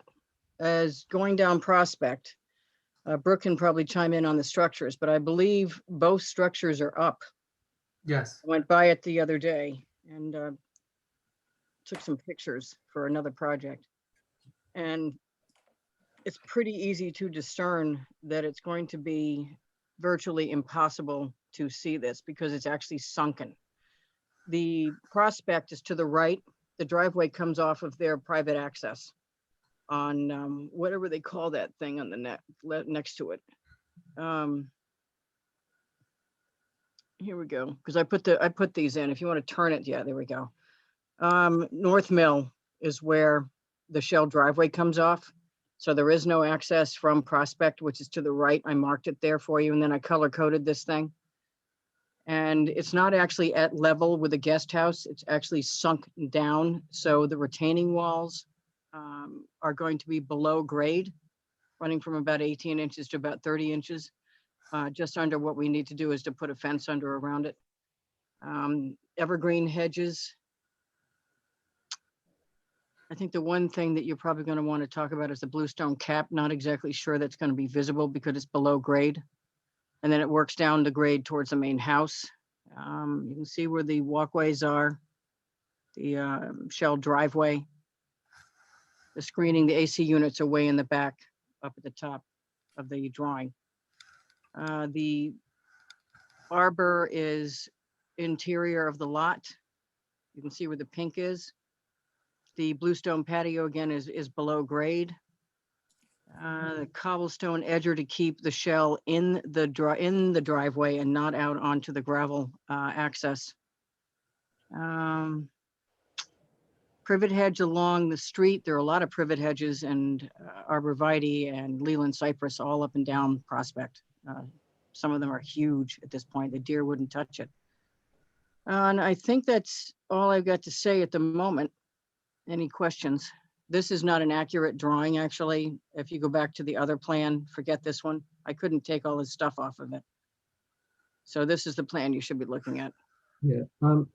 You know, the plans don't indicate any contour thing, so it's not evident at what level any of this is at. So you say that Well, it's hard everything to do that, is Mickey, down. because we're digging into the grade. So it's hard to give you any topo on this. The topo was already reviewed by you guys and the HDC when they did the structures. Obviously, it's an undulating topography, both lots on this side of North Mill and the other side of North Mill. This is on the right side if you're standing in Prospect. Mhm. But I'm telling you that it's below. Well, if you're proposing that this be at a different, you know, if there's a change in the elevation in some of these portions, we should see that. We can't really just comment. Would you just saying it's going to be sunken? We don't know how much, or Well, the concrete retaining wall, Mickey, is 30 inches there, 18 inches at the back. That's 30 inches below grade. I don't know. I can't give you a topo on it because it's sunken between the guest house and the main house. okay. So it's probably, I can see just by the number of steps coming off of the main house that it's going to be, you know, a couple feet below the first floor level. Yeah, from the guest house to the main house. Yeah, so that puts it the sort of normal grade around the structure. Now, we don't know how high the structure is above North Mill, so we don't have a perspective looking from Public Way toward this. Well, you guys have seen both of these. I don't happen to have the elevations unless Brooke can pull them up. Yeah. Is that all right? Yeah. Yeah. Would that be helpful? All right. I mean, are there current photographs of the site? That would be really helpful. It was a blank site. Now the structures are up framed and up and boarded. Well, Brooke is going to pull that up. I do have one question. The application says that it's a sunken spa, but the plan says a raised spa. Which is it? It's sunk down, but it has a lip on it. So it's below grade, but it has a lip, but the lip does not exceed the height of the walls. So it's below the walls, the wall height. Everything, we wanted to drop everything so it wasn't visible from either side. What about the driveway? Is the driveway the same elevation as the patio? I don't know. I know that the elevation of that side road, North Mill, was dirt. It's gravel at the moment. It's feeding these lots on both sides, so they don't enter in off a Prospect. Mhm. I would assume that that is at the level of the front door of the house. Brooke would know that better than I would.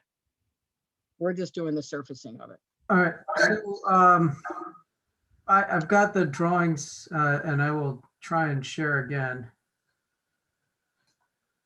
I always email things to Holly because she can do it where we can't sometimes.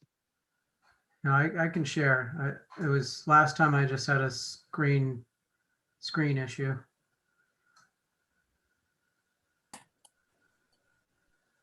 I've never figured out how to share on this thing. So to me, you talk about it being sunken and this and that. To me, it feels like if you're standing on North Mill, it looks like it's sort of a normal grade. It's like you look back into the property and you're All right. at street level. All right. So this is the site plan as it was approved. These were the topo lines as they were approved. Mhm. So what's happening now is that, or how it appears is that we've got, oops, sorry, hang on a second. We're cutting into that grade and lowering it. Cutting this way Yep. And then along the side, and then along the side. going north, I guess north, Yeah, and then cutting back. yeah. And that's all going to be a 30-inch wall? 30 Well- down to 18 at that top corner because of the grade change, and 30 inches at the house on the bottom. On Yeah, the lower. this is 30 inches here, and I think that that stair is gone, so. Yeah. So there's less stuff going on there now anyway. Mhm. And if you were to drive by it right now, you can see that you're not going to be able to see into the interior between the two structures from Prospect at least. And then you've got the driveway, I believe, changes slightly grade coming in from North Mill. And then it drops down behind the parking area again.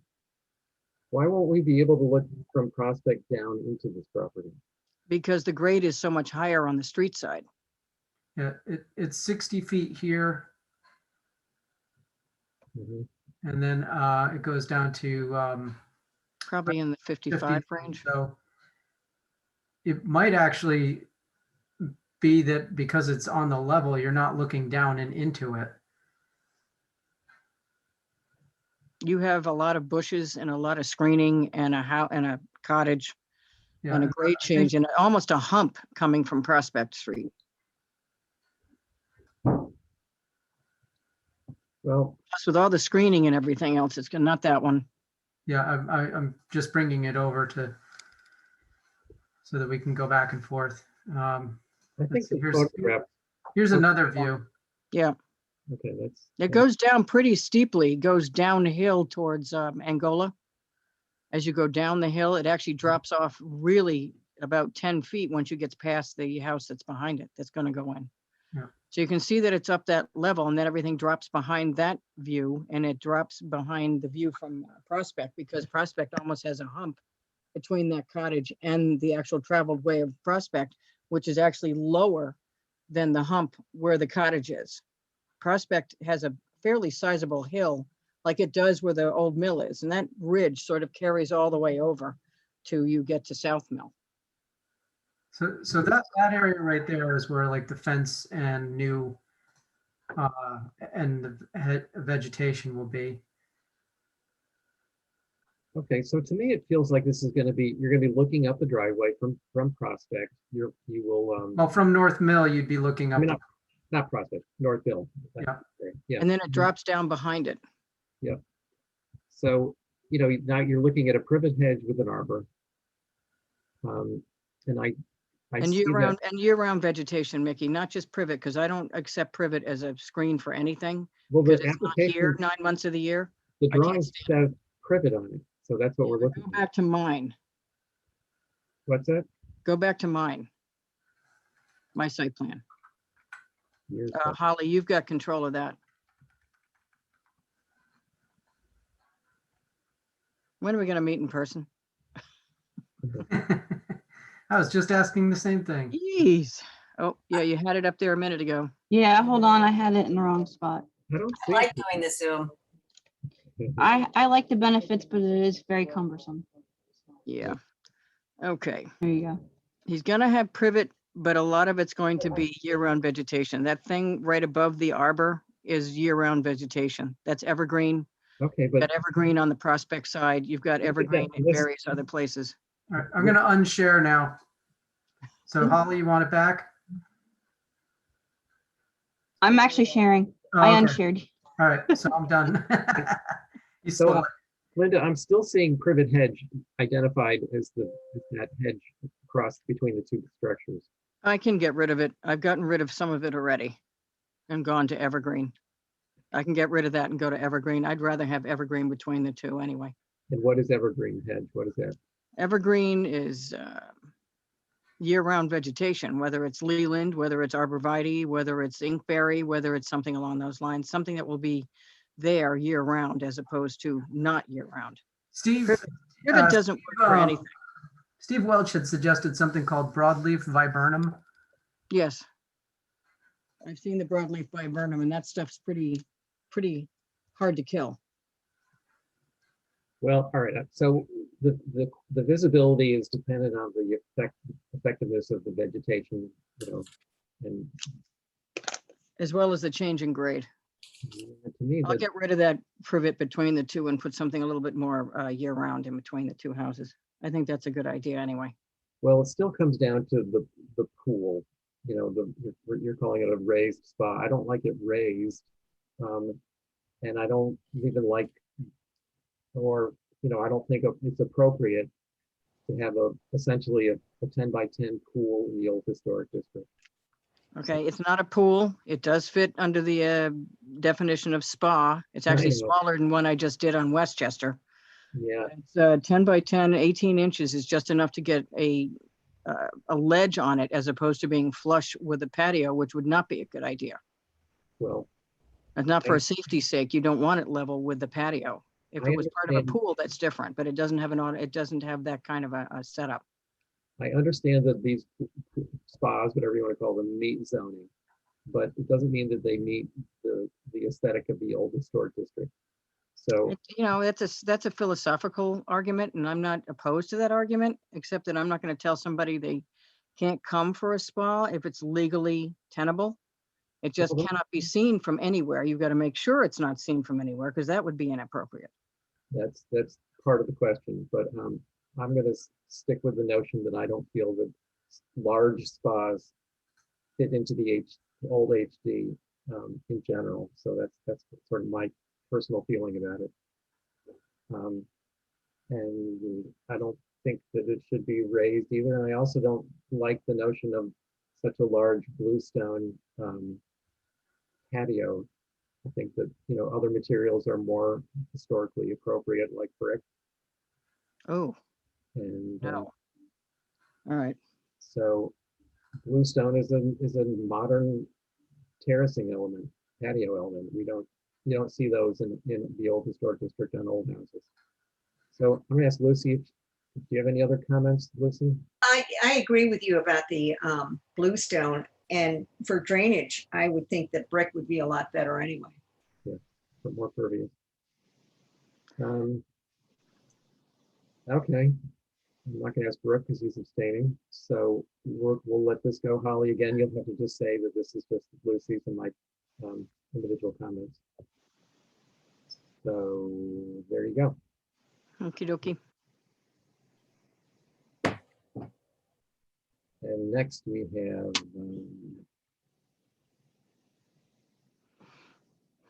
76 Easton. correct. Well, not much we can do with the first one.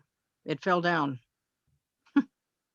So describe that event. What happened? How does the garage fall down? Unfortunately, the people that built I guess the White Elephant residences now to one side to the east of us. It's very close. It's at the 5-foot setback, and they monkeyed with the grade. The guys at 74, I think, if the numbers are going that, no, they're going the other direction. So it'd be 78. Raised their grade because they were getting flooded by the Harbor House changing grade for the pool and the cabanas and all that other stuff over there, their parking area. Mhm. I have a picture. Yes, go down one more picture. Yeah, that's her backyard most of the time because she didn't raise her grade. So what happened is that it rotted out the base of the garage. And I guess in one of those windstorms we had earlier this year, it literally blew over, and I've got a picture of it blown over in here somewhere. But that's the swimming pool in her backyard, whether she likes it or not. And people are getting mad at her. That's what happens when it freezes. Is she going to raise the grade? Yeah, she's fixing the grade now, so we can be level with everybody else, so it doesn't continue to do this insanity. But I do have a picture of the garage in here falling over. Down farther. I didn't see it.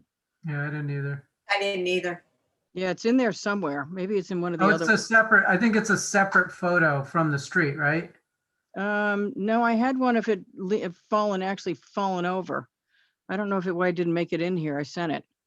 That's different. That's not in here, not in this one, Holly. Hold on, I may have it in here. But it literally is lying in pieces, and the Okay, roof, the the garage- roof just went down on top of it, and it came over on its side. The garage is gone, so Garage is gone. So I'm that's just gonna- this application. yeah, I'm going to skip over the garage demo application. So we have a shed, but I didn't see any drawings for a shed.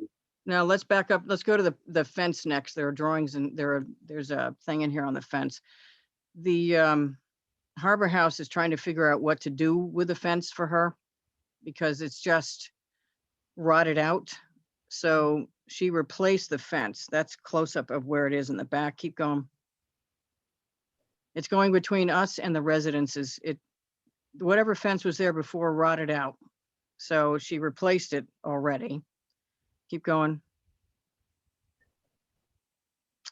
The deck fell off the house because in the underpinnings of the deck broke, but that's going back as a like kind. Keep going. There's the fence. It's a 5-in-1. It matches the one on the other side. It matches the one that they have at the Harbor House behind us. So they've that's the already, fence in the they've already put backyard. it in. Yeah, she put it in because she wasn't waiting for them to put it in, so she put it in. Okay. They're happy with it at the Harbor House. I don't think. This is just a nightmare back here. So, Linda, so this style fence, does it match what's you see? It to the- matches the Harbor House, which I believe there's a picture up a little higher, maybe, of the backyard of them. Keep going up. Go up one more. I saw it somewhere that it looked like a Yeah, similar keep going up. old gray fence. Up. Nope, there is a picture of the backyard and you can see their fence. Go Go down. Do you have any concerns about the fence? I have none. Yeah. Okay. Can't see it anyway. I submitted a photograph earlier There it is. of the, from the Harbor House pool side of the fence and what's been built of the new decking. There you can see, I don't understand the new construction. Are those stairs going down? Those are historically present on the house. They had to put new wood on it because the base was breaking from the water. All right, and then there's the what's being built now. That's what's being built now. I Yeah. have to get the drawings in because I couldn't scan for some reason from my computer. And then the decking looks larger than what it was originally. It's not because the stairs from that thing up there go straight onto the deck. Okay, I was It's just, going right back over the same place it was before. looking at something in your application. But a plan would be nice. Where's all that bluestone going? What bluestone? The pile of bluestone that's in the yard? That may have been something she took up. I don't know what these things are in the yard. They're just sitting back there. They came from the deck somewhere. Okay, keep on scrolling back. There you can see the pile of stone right Oh, there. that was a walkway that was there. They just took everything up off the ground. Okay, So I assume that will go back around the side of the house again. They just had to get everything out of the way because it was just a nightmare back there. So Lucy, All three houses had the same problem, but two of them raised their grade and solved the problem. But she happens to be right behind the cabanas, the other units that they have over there and the residences, and she's the first one in from the residence, and that's everything just got shoved onto her lot, and it's been like this for some time now. But with the pool and everything back there, it just made it all worse. And then they put their fence in and a little retaining wall behind their pool with their fence on, and the water had nowhere to go. It went to the lowest point on the street and all the ducks come over there and the deer in the backyard. It's quite interesting back there in a rainstorm. okay. Linda, you might want to tell them to put their building permit in the window. Yes, we're working on that with Paul's been away for 5 days. Lucy, any concern with the fence? Pardon? Do you have any concerns about the fence? No, Okay. So let's move on to the shed, which we don't have a drawing for, as far as I can. No, but I had to do that by hand because the thing that she got off line, I had to completely redo, and then I couldn't scan it. For some reason, my new printer does not scan. It should, but it doesn't. So Well, I'm gonna give it all, Kathy knows I've got it because she's actually seen it. okay, so we're not looking at that because we don't have drawings, right? Well, there it is. It's 108 square feet. The original garage, you can see the platform of the garage below it right here in front of it. The original garage was 252 square feet. This has got all the same hallmarks of the other garage, 6 over 6 on one side, a 6 over 6 on the other side. And Well, okay. 108 square feet. Linda, we can't approve an application without drawings. I So- know. So I'm just showing you what this is. All right, so And I something, stopped them right there. So, so maybe we'll see a real application at some other time. Yeah. So we won't be. Mr. Chair, I wanted to ask Linda, I didn't look, did we get an age on that garage that fell over? no, there was none. I have to go back into the aerials to see, but I have no idea. I assume it's been there long enough to rot. Yeah, but I mean, I think that's kind of just important to notate the age of that structure, seeing how the main house is old. So. It was silent on the survey. Okay. So, I mean, the closest I could get to it maybe would be the 1957 aerial or maybe in the 1938, but that I haven't scoped that out yet because it's gone and it's not coming back. Okay, let's move on to the next application, which is 10 Candle House Lane.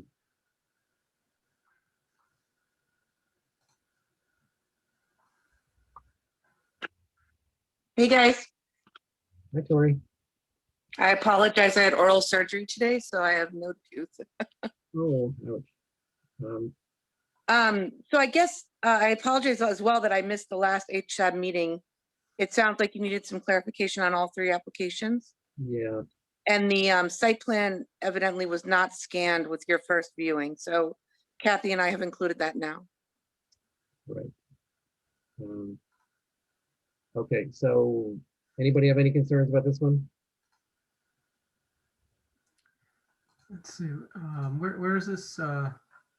Candle House around the corner from your prospect, like kind of back. And what's the, that's Bluestone? And Yep. there's Bluestone that's there. Is existing. Yep. We'll get to that in a minute. So it's You'll see it's only the fire pit extension? exactly for Bluestone. Okay. That's the style of the fire pit they want to do. And is there any kind of a fence between the driveway or and this backyard at all? There is, I think I have a picture from both sides. Yeah, you can't see it. You can't? No. Okay, no problem. I'll trust Lucy on that one. There you go, right there, Brooke. Yeah, I didn't think you could see this either. No, I went over there and looked. Okay, no concerns. Okay, I think we got a no concerns on this one. Great. And 3 Sylvia Lane. This one, I think there was also some confusion, so hopefully I can clarify your questions. Yeah. So this is an attached shed to the side of the existing building, right? Yes, and I think I caught, when I was looking at the PDFs earlier this week, they had the garage structure instead of the main house addition. So I know Kadeem has fixed that now, but I don't know if you were looking at the garage originally. I think we did look at the garage with some new windows or something last time. Yeah, that's older and approved and done. This is just an 8-foot addition, just with 2 double doors, no windows. Mhm. And it's So- going right to the left of that AC unit in that photo. Now, I don't really have any concerns with this, although the drawing where it shows overall east elevation, and then you look at the photo to the right and you've sort of drawn it on the side of the building. They're different. Well, I think it's hard, you can't see that jog on the overall east as well. Oh, you mean the ridge height on the far right should be higher. Well, the red drawings on the side of the garage show the addition, now I am confused. There's a window, an existing window there, which you don't see. Are you talking about the window in the photo number 5 to the far right, that one? No, I'm looking at anybody else see what I'm talking about? It's on the overall east elevation. There's a window to the left of the shed. And the shed is attached to what looks like a gable side of it. And there's no window in that gable. And there's no window in the gable on the photograph. That's the, I probably didn't take a good enough picture. This piece comes secondary where the shed addition is to the main house gable, which is to the far left. And the photos don't show you that, unfortunately. So where that photo number, I guess it's 5 again, it should be 6, where the front door 9-light door is, there's a piece of the house to the left of that door that comes out farther I think I see. forward. I have it, okay. And the extension is in the same plane as where that door is. Well, as far as I'm concerned, I don't really have any concerns. I'm not totally sure I understand it completely, but I don't have any concerns. It's innocuous. Yeah. Lucy, any thoughts?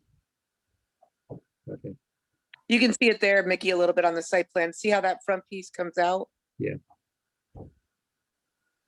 Yeah, okay, I think we're good with that one. Thanks. Okay.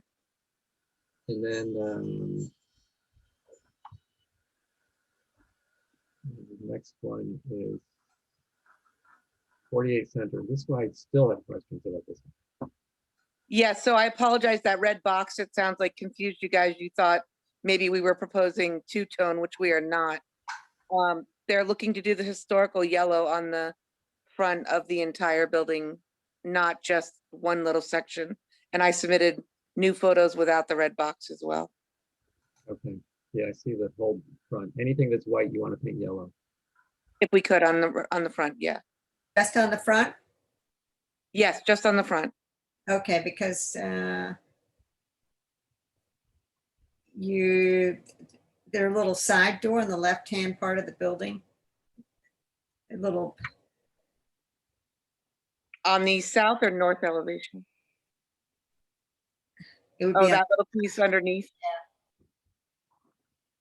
I would think, do you guys have an opinion one way or the other? I would think that should stay white, but maybe you feel it should all be consistent. Wait, You know, last time we talked about this, I think it might have been Lucy brought up the concept that this has historically been referenced as the White House. I believe you're right, yep. it Okay. is, Mickey, and I submitted photographs this morning. As I said last time, there have been 2 versions of a sign on the corner of the north corner of the building that said the White House. 2 versions of it. Holly, you have a photograph of one. The White House Inn, circa 1780. And I submitted also other photographs of buildings downtown that have their original signs, but the businesses are actually different. As a reference, one of the pharmacies, the Pacific National, the JC. So my feeling is that this structure, building, should remain white, and the sign should be replaced, the White House sign should be replaced on that corner. And you will be having a new sign that represents the business that will be going in there. But I don't think that this building should be painted yellow. And frankly, I think yellow next to the other building there is probably not a good combination. But it was the White House Inn for years and years, and I think that that should be remembered as part of the history of the structure. Oh, you know, I was going to comment on that juxtaposition of the red building next door, and I think that, like, especially the color yellow that you got there, I think is pretty bright. I don't know. I agree with pretty much everything Lucy just said. I think that it references the White House. I think it should stay as a white building, and I think that yellow next to that red building will be really kind of incongruous. Thank you, Rick. Plus, there was no indication of what color the trim would be. I assume they'd keep it white, just like the picture of the India Street building. That's what they wanted to do, the yellow with the white trim. Well, and correct me if I'm wrong, Mickey, the only yellow our choice is is the historical yellow, correct, in the Well, OHD? you can apply for anything. But it doesn't mean you're going to get it. And even though it's chosen as a historical color, doesn't mean you get it either, depending on the situation. So, Brooke, what are you thinking? Yeah, I tend to agree with this. It's been the White House forever, and it's my whole life. It's been the White House, and other businesses that have gone in there, they've made do without changing the facade.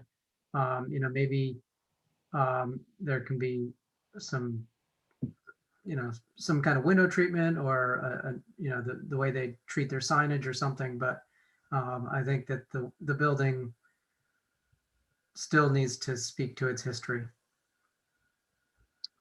Yeah, this is a shingle building. It's not clapboard. It's going to have a different. Yeah, I forgot to correct that on the application. I apologize. What? That it's. I wrote clapboard originally, and then I realized it was shingle. Yeah, and I think that a yellow painted shingle building will have again, sort of a rougher quality. I don't know. Interesting fact, Mr. Rowland, a certain house in which I reside had yellow shingles. Really? Yes, a long, long time ago. And what is it now? It's just regular old shingles. Okay. Actually, there's a yellow shingled house on Main Street in Wisconsin. Really?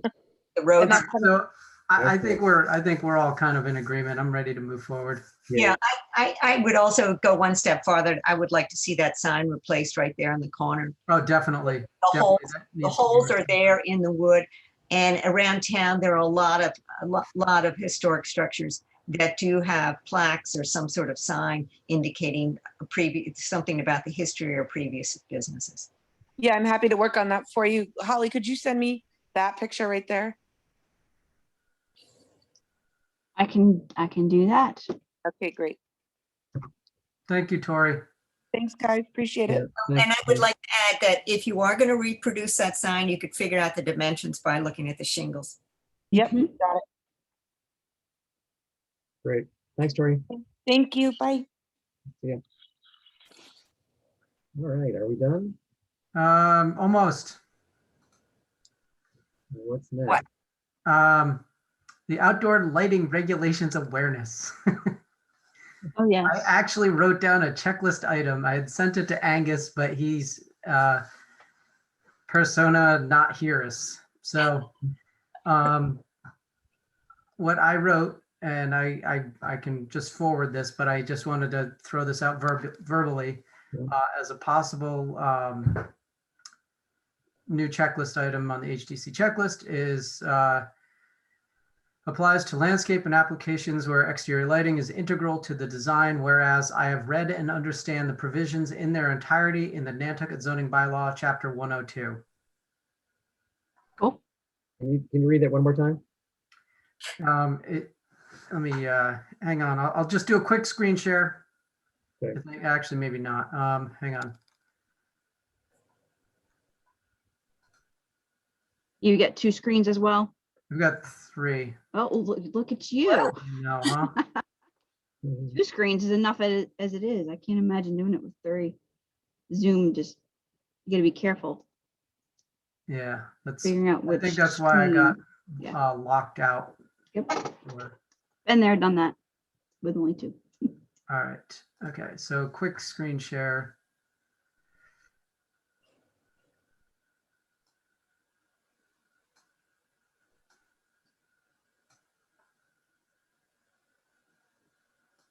All right, there it is. For your reading. Okay. And the underline is to show where the X would go. Yep. So just add that to the checklist. Got it. I like it. Where lighting is integral to the design. Ooh. I threw that in there thinking of Miss Dillon and the concerns that she raised about lights that are visible from public ways on porches and things like that. And I think that by saying something like that, it's an acceptance that anything that you do that is visible, might be under consideration. Okay, what about excessive lighting? Like with all these, Okay, those are judgments. That's not on a checklist. I'm trying to write this as like an attorney, which I'm not. It's an interesting way of putting it. It's just, so it only applies to landscape and applications where lighting is integral to the design. I mean, so it doesn't apply to all lighting.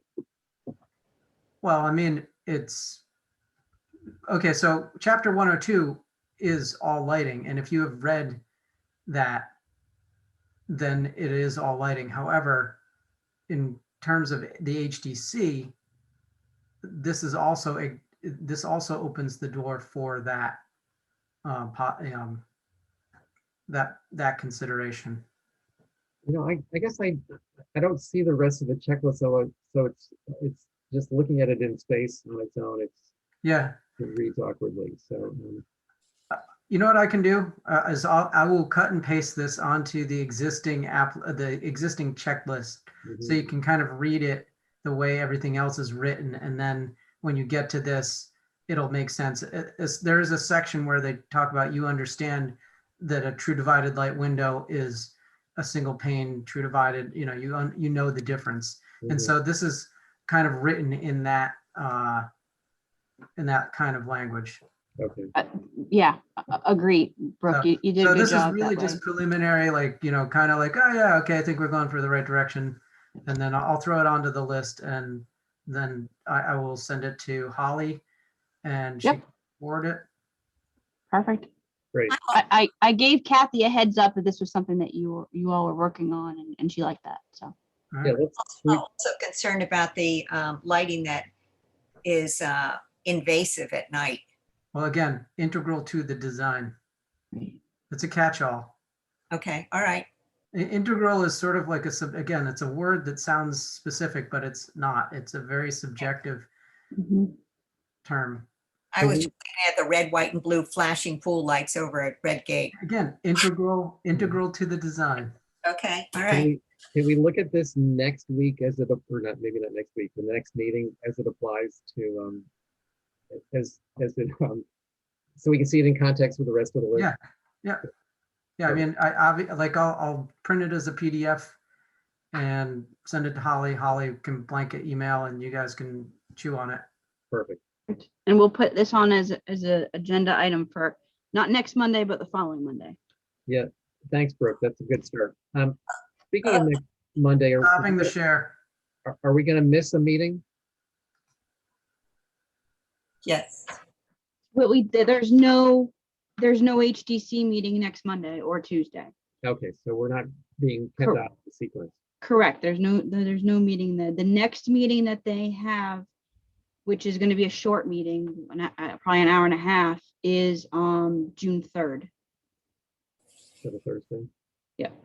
Okay. Yes. After tomorrow and this Thursday. Got it. Okay, and they're way behind anyway. I mean, they're miles behind, right? Yeah. Oh, yeah. Yeah. Sorry. They're starting to measure it in light years. Yeah, it's pretty lengthy. I mean, put it this way, we have 10 applications left for new business that was dated April 27th. I know, Brooke, you can definitely feel the pain on that. Yeah. And to give you an example, the applications that came in for the May 18th deadline, we have 81 applications on there. And the advisory boards, you all are just getting to those last week and this week. I know there was some concern from some of the applications saying, oh my gosh, it's on the agenda, but we haven't seen it. Yeah, that's because there's so many of them for the advisory boards. We decided to cut them in half, because if not, we would be sitting here for 5 hours. Yeah. So there's just no sense of doing it all in once. I'm fine with that. Okay, I have something else. Brooke, did you go down and look at that paving material? Not yet. I haven't. Okay, this is back to the Goshen Stone discussion. So, all right. Do you have a concern about it? Well, Brooke corrected me on Goshen Stone, so I looked up Goshen Stone, and that what I saw online didn't look like what was going on down there. And you know what's going on down on Center Street that's a done deal, whatever. But I'm not convinced it's Goshen Stone. I don't know what it is. I think it might be a veneer or composite. Yeah, and it's an interesting product. They've also used it at the Graydon House on their little patio on the side towards the Whaling Museum. But I mean, I suspect it's a new engineered product. I'm not saying that I disapprove of it. It looks fine to me. I was just curious as to what it was. And since Mr. Geologist, I discussed it with him the other morning, and I promised to go down and I did not. I know, you should go down soon because the stacks of stuff might be disappear. Everybody's on a rush. Okay. I'll go down right after this. All right, thank you. Well, I'll be down next week. I'll go check it out myself. All right. I think we're good. So how about a motion to approve the comments? So moved. Second. All those in favor, Lucy and Brooke? Yes. Aye. And I'm an aye. And how about a motion to adjourn? Yes. All those in favor? Yes. Aye. And I also second it. Thanks. All right. Thank you, Holly.